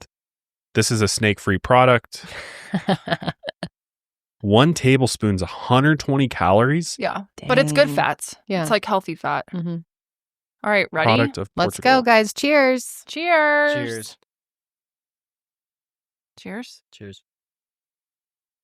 Ugh. Ugh. Ugh. Oh. Oh my God, it's burning me. That is not good. I need a Diet Coke now. I need a Diet Oh Coke. my God. That is not. Oh. He drinks that shit? It is actually peppery. It smells so good, It's but when spicy. you take it down, it tastes so different than it There's smells. something about that fucking olive oil. Yeah. You like it? No. Oh. No, why is it spicy? Yeah, But it's it's like kind of spicy. hurts, burns. That was so disappointing. I was really know. excited for some olive oil. I normally would love, like, I like taking a little swig of olive oil. if it's a Yeah, good one. same. I love an olive oil. That was kind of gross. That's not it. And it's very brown. I think we're getting duped here. This is snake oil. Yeah, This ain't olive oil. oil. This is snake oil. I'm gonna have to give that a. I wouldn't dip bread in that. If I was just off of smell, maybe I'll give it a 3 because it smells pretty good. but Can it's somebody pretty message nasty. somebody to bring me a Diet Coke, please? Well, and the packaging does make it look like it's good olive oil. I mean, it's sourced from one place. This is all according to the same Instagram reel Austin I saw, but it's all sourced from one place. It's a dark glass bottle that it's in. Mhm. And it doesn't have like a batched by date, but it has a filled date. So Mm. it lets you know around when it was made. Yeah. So I don't know. It looks to be high quality. I've never tasted olive oil quite like that though. No, it's not for taste, I don't think. No. If I knew that the benefits that he's claiming that the olive oil has is true, I would switch. I could every take that day. down. Yeah, Yeah, I would take for it sure. down. Yeah. Okay. But don't you love like a good like basil infused Oh, olive oil, ugh. garlic or Oh. something? Mm. Yeah, there's this one company we had around here, the like Yeah. spice company or whatever that used to No, have it was, yeah, they had like another they had all of the oh, that was so herb good. infused olive oils. Yeah, they closed down. Or at least the one near us did. Yeah, this is garbage. I wouldn't spend $35 on this. Okay. Oh, thank you. Well, then also Bryan sips. Hey, Emily. Thank you How's so- it going? You're good. Okay, so then Bryan sips This is what a good drink sounds like. See, Bryan would be like, bro, that's the equivalent of a pack of cigs. Fuck you, Bryan. You're never taking Diet Coke from me. No, actually, studies are coming out. This makes you live longer. No. Hey, there's water in it. So did you just say aspartame? It's aspartame. He's just like me. I know. Aspartame. That's how I say it too, babe. On the sesh, they rip me up for it all the time. Aspartame. Aspartame. And that's part of me. Oh my God, that's so funny. Okay, so then Bryan sips on Blueprint branded cocoa powder, which is $41 before taking an ungodly amount of pills. At some point throughout Bryan's experiment to live forever, he has taken over 100 pills a day. And at this point, his regimen consists of 54 pills a day, still pretty fucking hefty. No. You could not. You'd have to take each one of those separately. I've choked on like 3. Yeah. Well, I'm sure he doesn't take all 54 at once. I like to see how many I can take. No, he probably does. Crazy. He probably does. To get that throat in optimal condition. I can take like 12 capsules at once, and I'm really proud of it. It's probably bad to do that, though. This is like the third time you've mentioned that today. This is like something. Well, not on camera. I need the audience to know. I'm very proud of it. Yes, yeah. Okay, so at this point, his regimen does consist of the 54 pills a day. And on the Project Blueprint's website, he mentions that he likes to listen to a podcast or an educational video while swallowing them all. So maybe he does, swallowing knowledge while swallowing pills.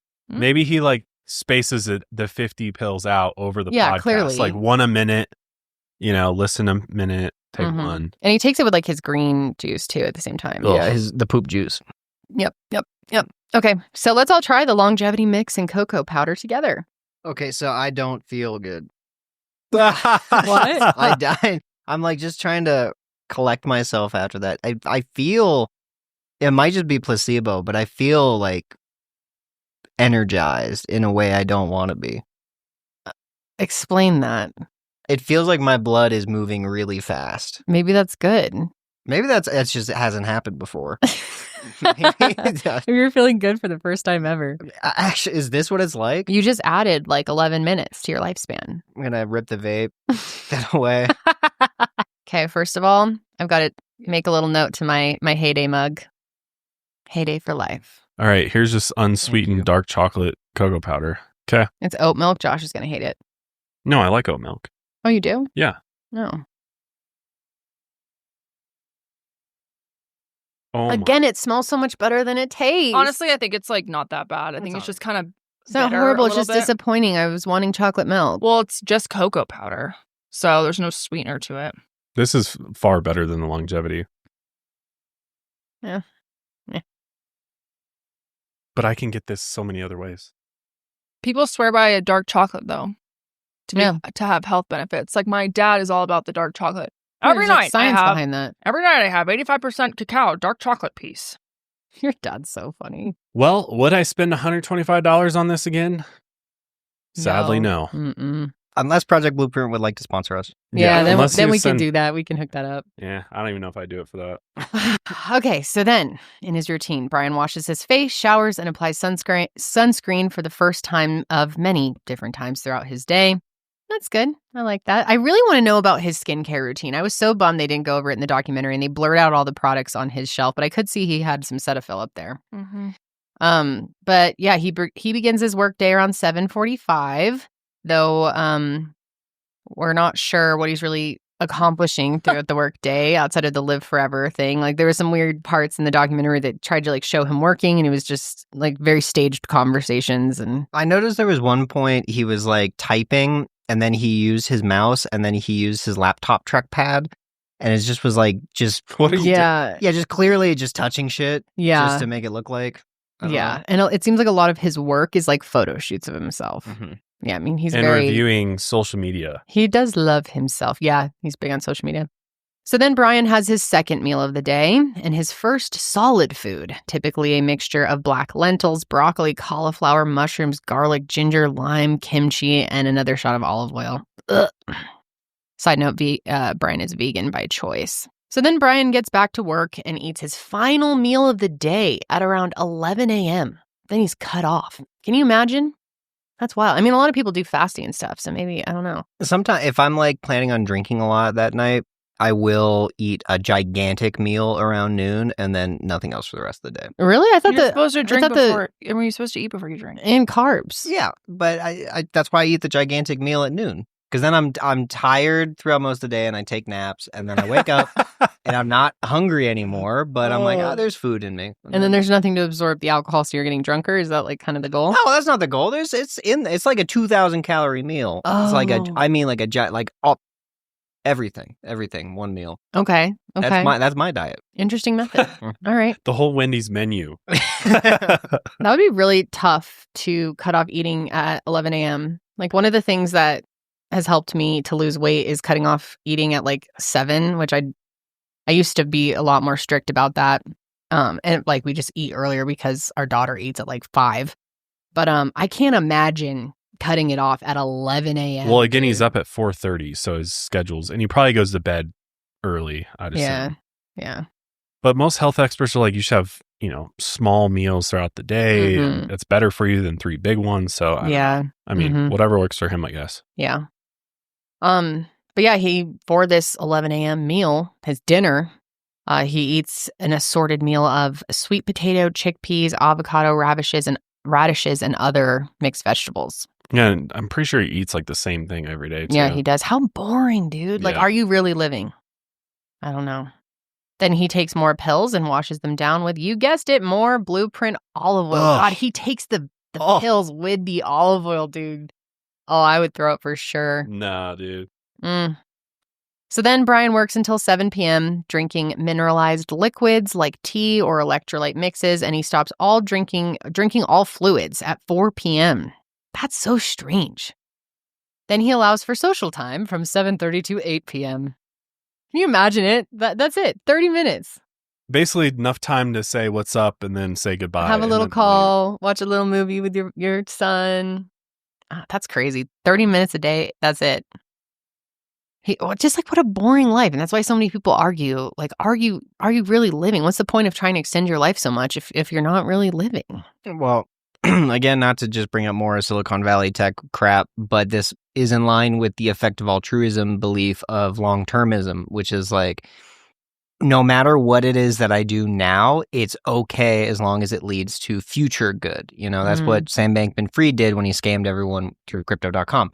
But in Bryan's case, it's more like, it doesn't matter what my life is like right now, how regimented it is and how solitary it is.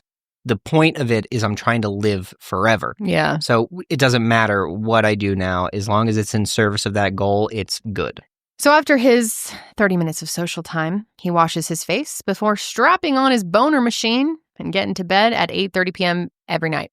That was really interesting to me too, is he is like 8:30 p.m. no matter what. Doesn't matter if it's like someone's birthday, his own birthday, like that is his top priority, is asleep by 8:30 p.m. he sleeps a certain amount of hours every night. Mm-hmm. Yep. And what's interesting is that most of Bryan's $2 million a year that he spends on his regimen actually goes to the expensive team and equipment used to monitor his progress. He proudly claims to be the, quote, most measured man in history. That slogan's everywhere. Yeah. On his website, his products, the olive oil. Yep. And those measurements include the smallest possible things that could affect his health.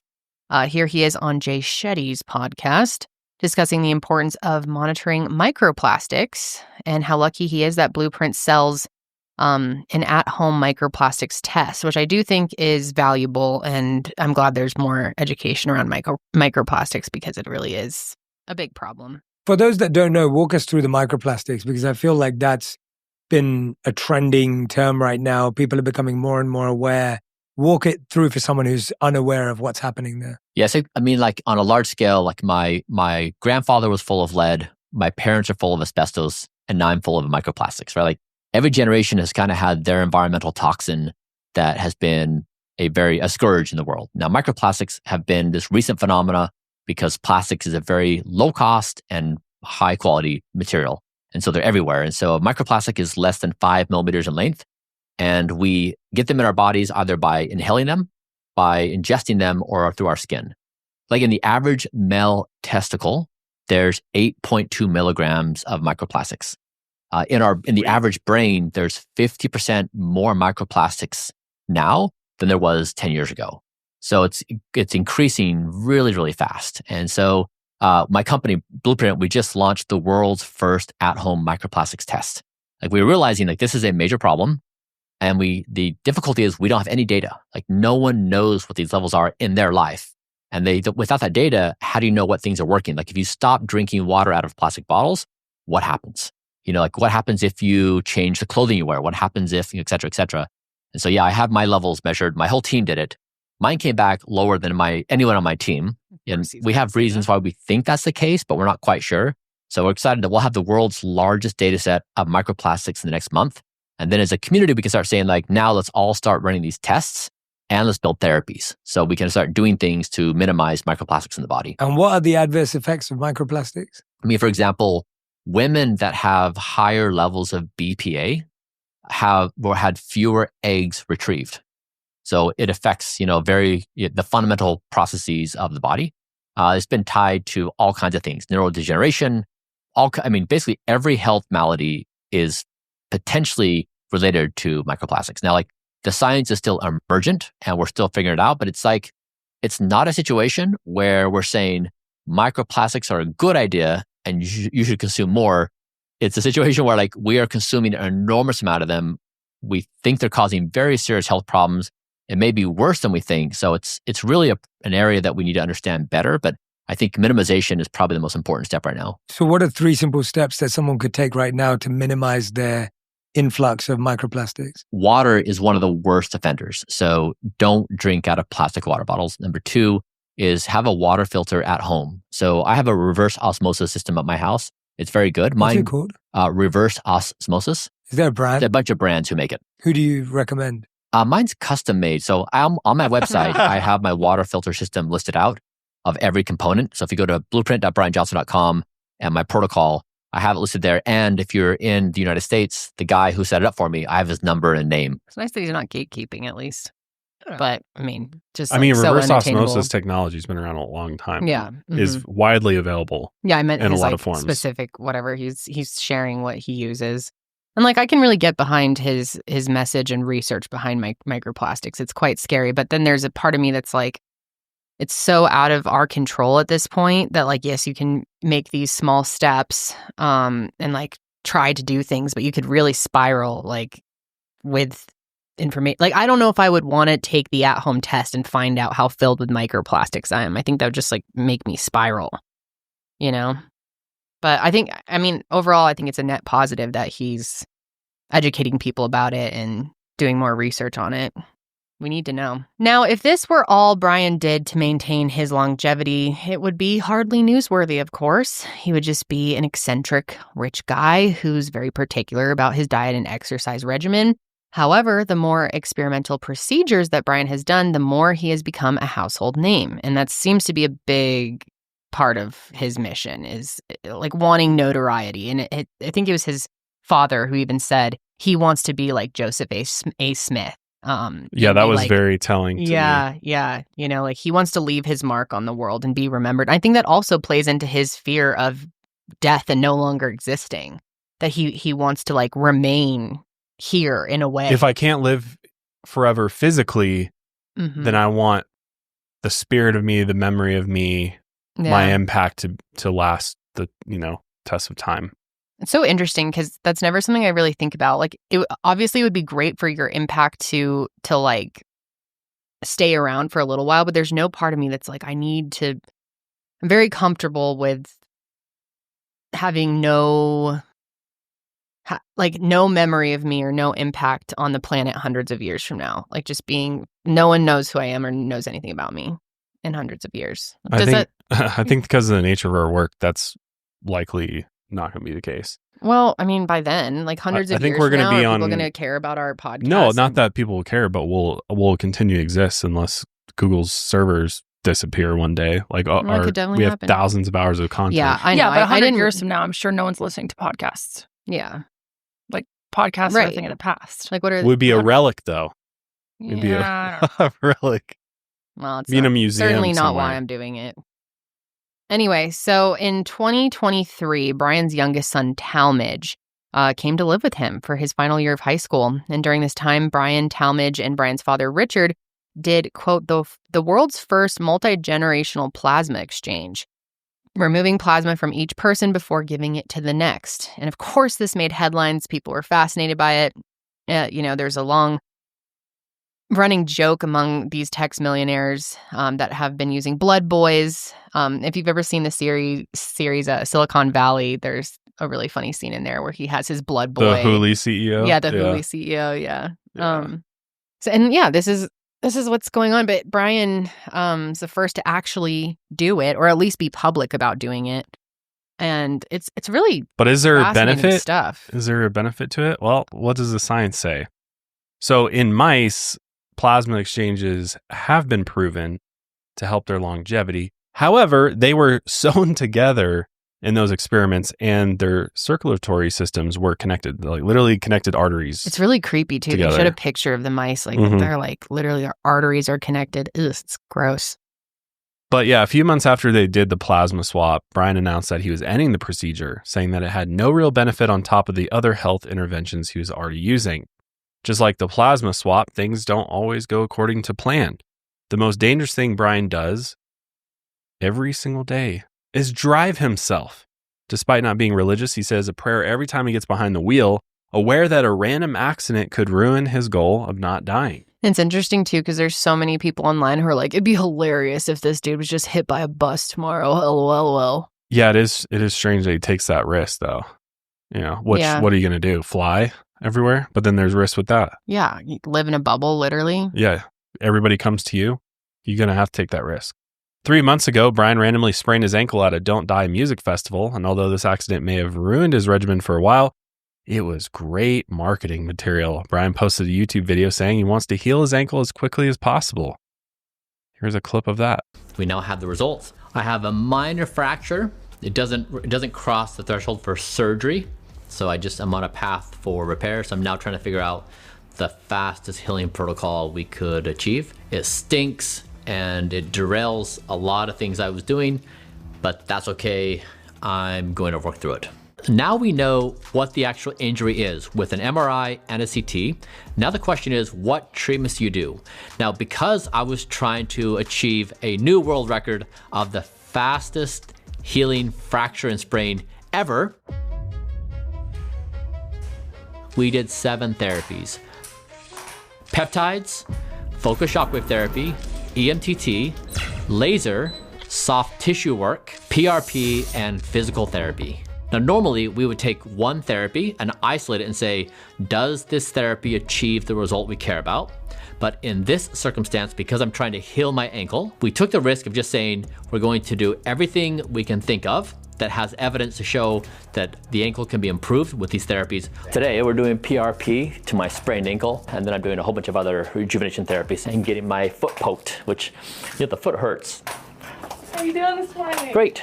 On week 1, I was devastated. One, because the practical things on a day-to-day basis took me 10 times as long, but also because I could no longer work out. And working out every day is my happiest moment of the day. When I go to bed at night, I know in the morning it's like my favorite moment. I get an hour in the gym and it's gonna be fantastic. And so that was really sad. I did go into the gym a little bit. My doctor told me not to, and I would sit down and I would try to do things I could. I would do curls, or I'd do something on my shoulder, but something to get my blood flowing. It was very, very hard to not be active. And I noticed within just a few days' time, I started putting on weight. I felt lethargic. My whole body changed in a matter of days. It was stunning how fast it changed. You have a seat and they'll be in just a minute. Okay. I drank my water this morning so my veins would be ready for the blood draw. Hey, good morning. Good morning, how are you? Good. My name is Cheryl. I'm gonna do the blood draw. How do you love those veins? They're great. Make your job easier? So much easier. Could probably do it with my eyes closed. You serious? No, I'm not gonna. Don't test me. Thanks for being so hydrated. You make my life easy. I tried my very best. Ready, let's go. Historically, this is how society has thought about athletes, and I'm a new kind of athlete. I'm a rejuvenation athlete. So we're gonna put a picture up here of what does, anti-aging look like and trying to not die. And because Bryan is using over 100 different interventions, many of which have not been tested in humans, there's no way to measure how much they're actually helping Bryan's goal and how much danger he might be putting himself in. In the documentary, Bryan takes an experimental drug known as rapamycin, which is typically used for the prevention of organ transplant rejection. Bryan believes that it will help reverse the age of his organs. However, he is the first human to take this drug for this purpose. That's some serious risk in my mind. Like, you don't know how that's going to affect her. I mean, for an organ transplant rejection. Is there any part of you that sees it as a bit heroic that he's putting himself at risk to possibly change the lives of other people in the future and help other humans? Possibly. I mean, that's why they tested on. They're testing animals with this stuff before. Yeah, but what we really need to know is how it works for humans. I see it as, I don't know, I think it's kind of cool that he's willing to do, like, take one for the team. You know, I think it's cool that he is like putting his body on the line here, but as a lot of critics have said about him, it's like it's kind of useless if it's just him doing it. True, yes. On top of everything else he's doing. Like, there's no clinical trial behind this. Right. He also stopped taking it as of like last month. Mm-hmm. Supposedly, he had concerns that it was accelerating his aging and causing infections. It's not a risk that he wants to take. So, yeah, it's interesting. But I mean, the study, it was very interesting in the documentary with the mice. I mean, it really did. It was a older mouse connected to a younger mouse, and it actually did reverse the aging in the older mouse. So I don't know. It's interesting stuff. But then he does shit like this and blocks longevity scientist Andrew Steele on Twitter for just suggesting that he fund a clinical trial for metformin. Yeah. Which is like totally valid. And this is like my biggest problem with him is that it seems so concerned about the health of the public. And he's like, I'm doing all these things to make people live longer. And it's like, okay, well, you have money now that could help people right now. And he doesn't do really anything. That was like the first thing I did after, watching this documentary, was try to like figure out what he's doing in a philanthropic sense, or like how he's helping humanity. And it's really it's mostly all goes to himself. Yeah. And it all just backs up, I'm the world's most studied man. Like, it's just, it just further feeds his ego. Yeah. The dude has a massive ego. But then I'm like, wouldn't you want to fund clinical trials so that you can be known as the guy that found the answers to all these questions? Right. Like, if that's really your passion in life, is like helping humanity to live longer and live their best life, that's a way to be known as, not Joseph A. Smith, but, like a notable figure that could live on past your own demise. I don't know. So according to Bryan, he has slowed down his aging by 0.64, which is slower than 99% of the people in their 20s. And he has reversed the age of several of his organs, including his kidneys. They're now age 25, prostate is age 30, and heart is age 37. So if Bryan doesn't want to fund clinical trials in his experiments, what is his goal aside from living forever? You can look at Project Blueprint's website for that answer. Every supplement hyperlinks to a Blueprint product or Amazon affiliate link with a reoccurring subscription to the Blueprint stack, costing $325 a month. And since Bryan is seemingly taking all of these products himself, it's hard to call him a grifter, but he is certainly making money from all of this. But as we pointed out in the beginning, so many people are.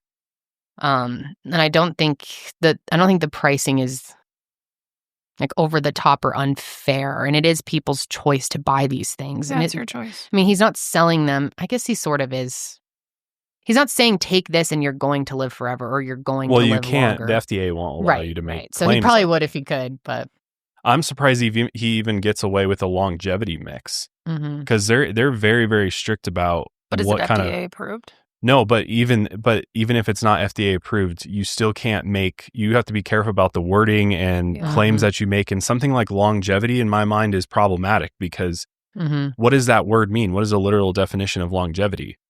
And if you're putting it in the name of your supplement, that because when we sold CBD products, we had to be very careful about, because CBD is not federal, FDA regulated, but you have to be very careful about, because the FDA will come after you and shut you down if you're making claims about it, even if there is scientific studies and things like that potentially back up the claims that you're making.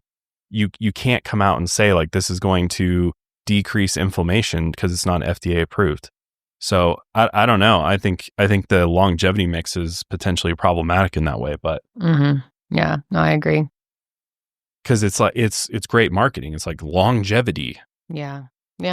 Live longer, or life expectancy. Like it's just, I don't know. I just think a lot of health and wellness products. True, a lot of it is, yeah. And I mean, that's how you have to market it. But yeah, it's unfortunate he's not doing anything beyond helping himself, it seems like. Yeah. Very self-obsessed. So how does Bryan get the word out about everything? How is Bryan so effective at social media, even though he told Taryn Southern a decade ago that he had no idea how to market himself? Well, since 2021, his assistant, Kate Tolo, has run all of his social media operations. Kate was also the first person other than Bryan to follow the Project Blueprint lifestyle, though she doesn't take the more experimental therapies. She is responsible for videos like I Edited My DNA on a Secret Island, in which Bryan traveled to Prospera in Honduras to have gene therapy applied by a company called Minicircle, which claims to have the only reversible gene therapy. I'm traveling to a remote island for an extreme medical procedure that could change the future of humanity. I'm traveling to the heart of Prospera to find Minicircle, a biohacking company rewriting the rules of wellness. Their target, follistatin gene therapy, a pioneering technology with the potential to improve muscle and strength, slow the speed of aging, and many more benefits.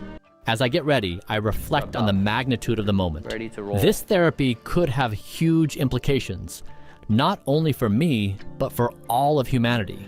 Will it help me break that 120-year ceiling? We'll see. Okay, all finished up. It's high UV index. It's like 11 right now. I need to test out the follistatin therapy, so I think I'm going to run to the car. And 6 months after Bryan received the gene therapy, his muscle mass did increase by 7%. There was even a part in the documentary where he was like, I might come out of this looking like a Marvel character or an Avenger or something like that. Yeah. And he's like flexing constantly. And yeah, the dude loves himself. But let's remember that Prospera is an unregulated libertarian crypto hellhole with tons of health grifters stationed there, so they don't have to get FDA approval. On top of that, Prospera is entirely governed by the U.S. company stationed there. An article in the New York Times from last September stated that the Honduran government wants it to come, quote, crashing down. The Minicircle guys are unlike Bryan's Dr. Zolman, who monitors his every move. These guys are offering an experimental, unregulated medical procedure for top dollar. So in many ways, Bryan is really just a test mouse, trying every possible longevity science treatment. And to many close to Bryan, he became obsessed with health after he left the Mormon church, saying that living forever has become his new religion. He even sometimes has a Christ-like attitude towards his experiments, posting this tweet. So this was a response to a tweet or a reply to a different tweet of his, said from a user saying, "You're going to die someday. Nothing can stop that. Jesus offers you true, everlasting life. Believe in Jesus." And Bryan said, "Jesus has had 2,000 years and I've seen no evidence. I've done more in 2 years. Plus, I can have premarital sex." Which, baller. Shots fired. Yeah. He went viral again earlier this year, posting nighttime erection data from his son, Talmadge. Who consented and is overage. So right. Just that. Yeah. And Talmadge monitors his sexual health for Bryan, as he even goes to Bryan's alma mater, University of Chicago. And Bryan really is unconcerned with his critics, saying in a Time magazine interview, quote, "I have a relationship with the 25th century more than I have a relationship with the 21st century. I don't really care what people in our time and place think of me. I really care about what the 25th century thinks. And if Bryan achieves his goal of everlasting life, he may be able to ask them himself." In the Netflix documentary, Bryan said that he now has reduced his speed of aging to 0.69, meaning that he only ages 8 months for every year. He has 50 perfect biomarkers, meaning organs and other systems that reflect a young person in their prime of their life, and 100 biomarkers that are less than his chronological age. Bryan is currently 47, but he claims that Blueprint has reversed his age by 5.1 years. He also claims that his estimated lifespan is 200 years. I don't think that's going to happen. That would be wild. Why would you want that? God, no part of me would ever want that. But then they kind of like end the documentary with this whole don't die movement that he's really tried to start. He like organizes with people and gets together with just, random people that are fans of his work. And what was interesting too is a huge theme of the documentary is how, he's like everyone that works with him is like, he's really a hermit. He's like super introverted, and he really only had social interaction once she started having a team at his house. And once his son moved back into him and they healed their relationship, and the two of them are so close. But he's so bummed out throughout the whole thing because his son is going to college. And his son's also very emotional too. There was a point where they were shopping for his dorm and he starts crying. And so once he goes to college, they show this very sad scene where he's like in the dark in his kitchen and just like, I don't know what I'm going to do. And so they catch up with him. I think it's 4 months later. And he's like, it's time for my next chapter. How am I going to get more social interaction? He knows how important it is for his health as well.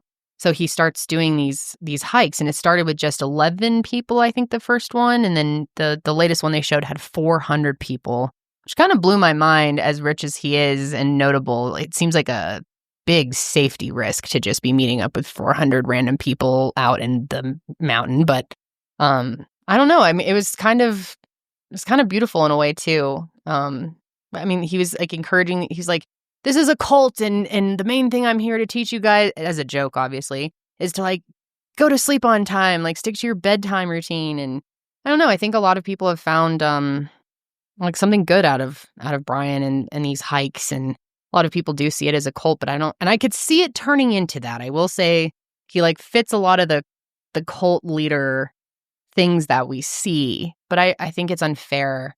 It's not anywhere close to that now. It's really, I would say it's a movement that he's starting, and and really, let's be honest, it's a fan base. He's essentially an influencer at this point. He's influencing people through his YouTube. He's a YouTuber. He's very much. Well, I can't remember who it was that they were interviewing in the documentary. Maybe Ian, you would know, but this one guy was like, I used to kind of see him as like culty, but now I see him as more of a philosopher. Like he's just out to prove this point and spread his message.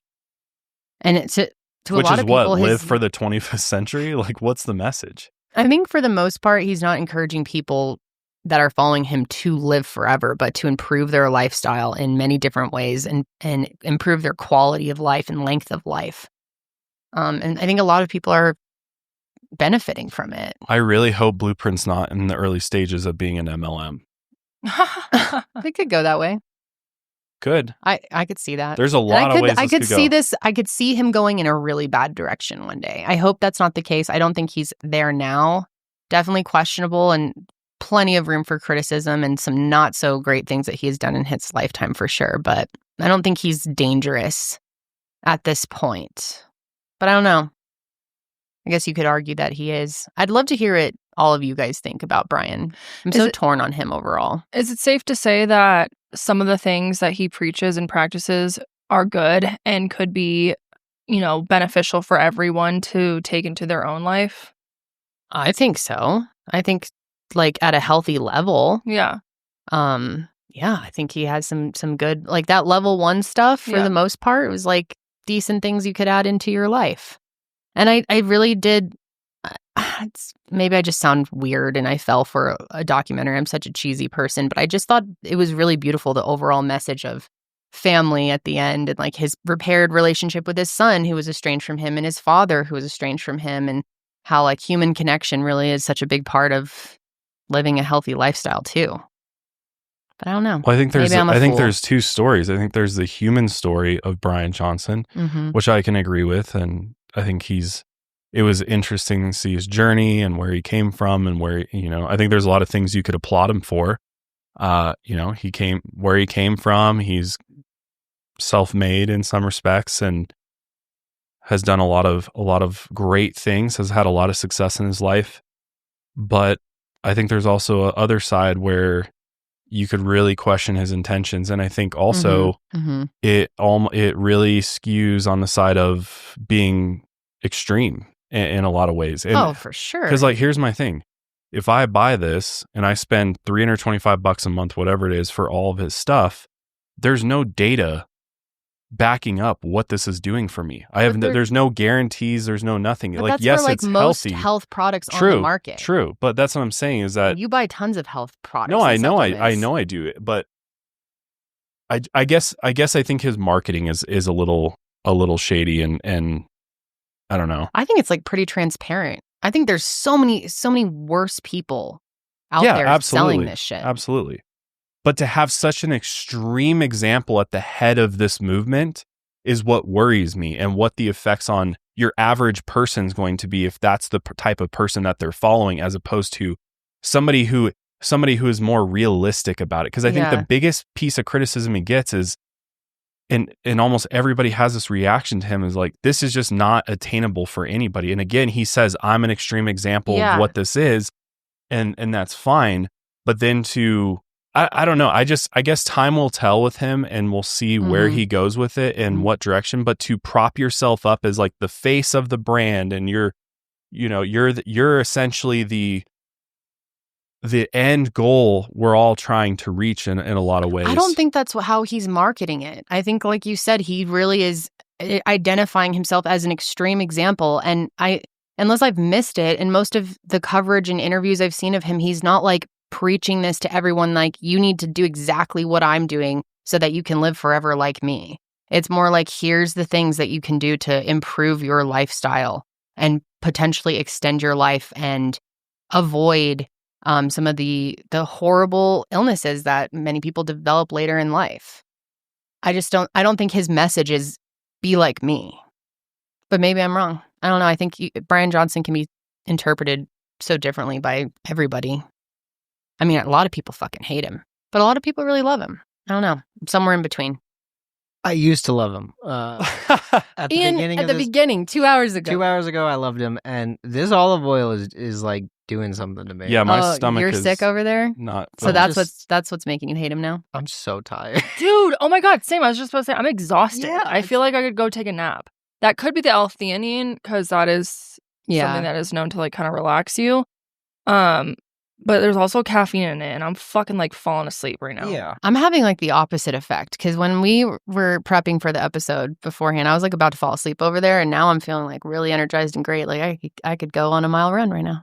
Maybe, we should keep this in the office and just like keep downing it in the morning first thing before coffee and see what it does to us. Maybe. Ian, that's all you, man. Thank you. You have full reign to be our guinea pig. I'll be the Bryan Johnson of the office. I think we got to have Austin test the olive oil too, since he seems to know a lot about olive oil quality. He's gonna fucking hate it. Yeah. He's gonna. But we should have him test it. Yeah, I think time will tell with Bryan Johnson. I hope, for the sake of everybody, that he's in it for the right reasons, and maybe down the road, maybe we're judging him too harshly, and maybe as this unfolds more, he will fund clinical trials, and maybe he's hearing the criticism from people, and that maybe he will do more. Because again, I think we all want to see him do more for everybody. Making products that you sell is great, and making them accessible, good quality ingredients, we love that.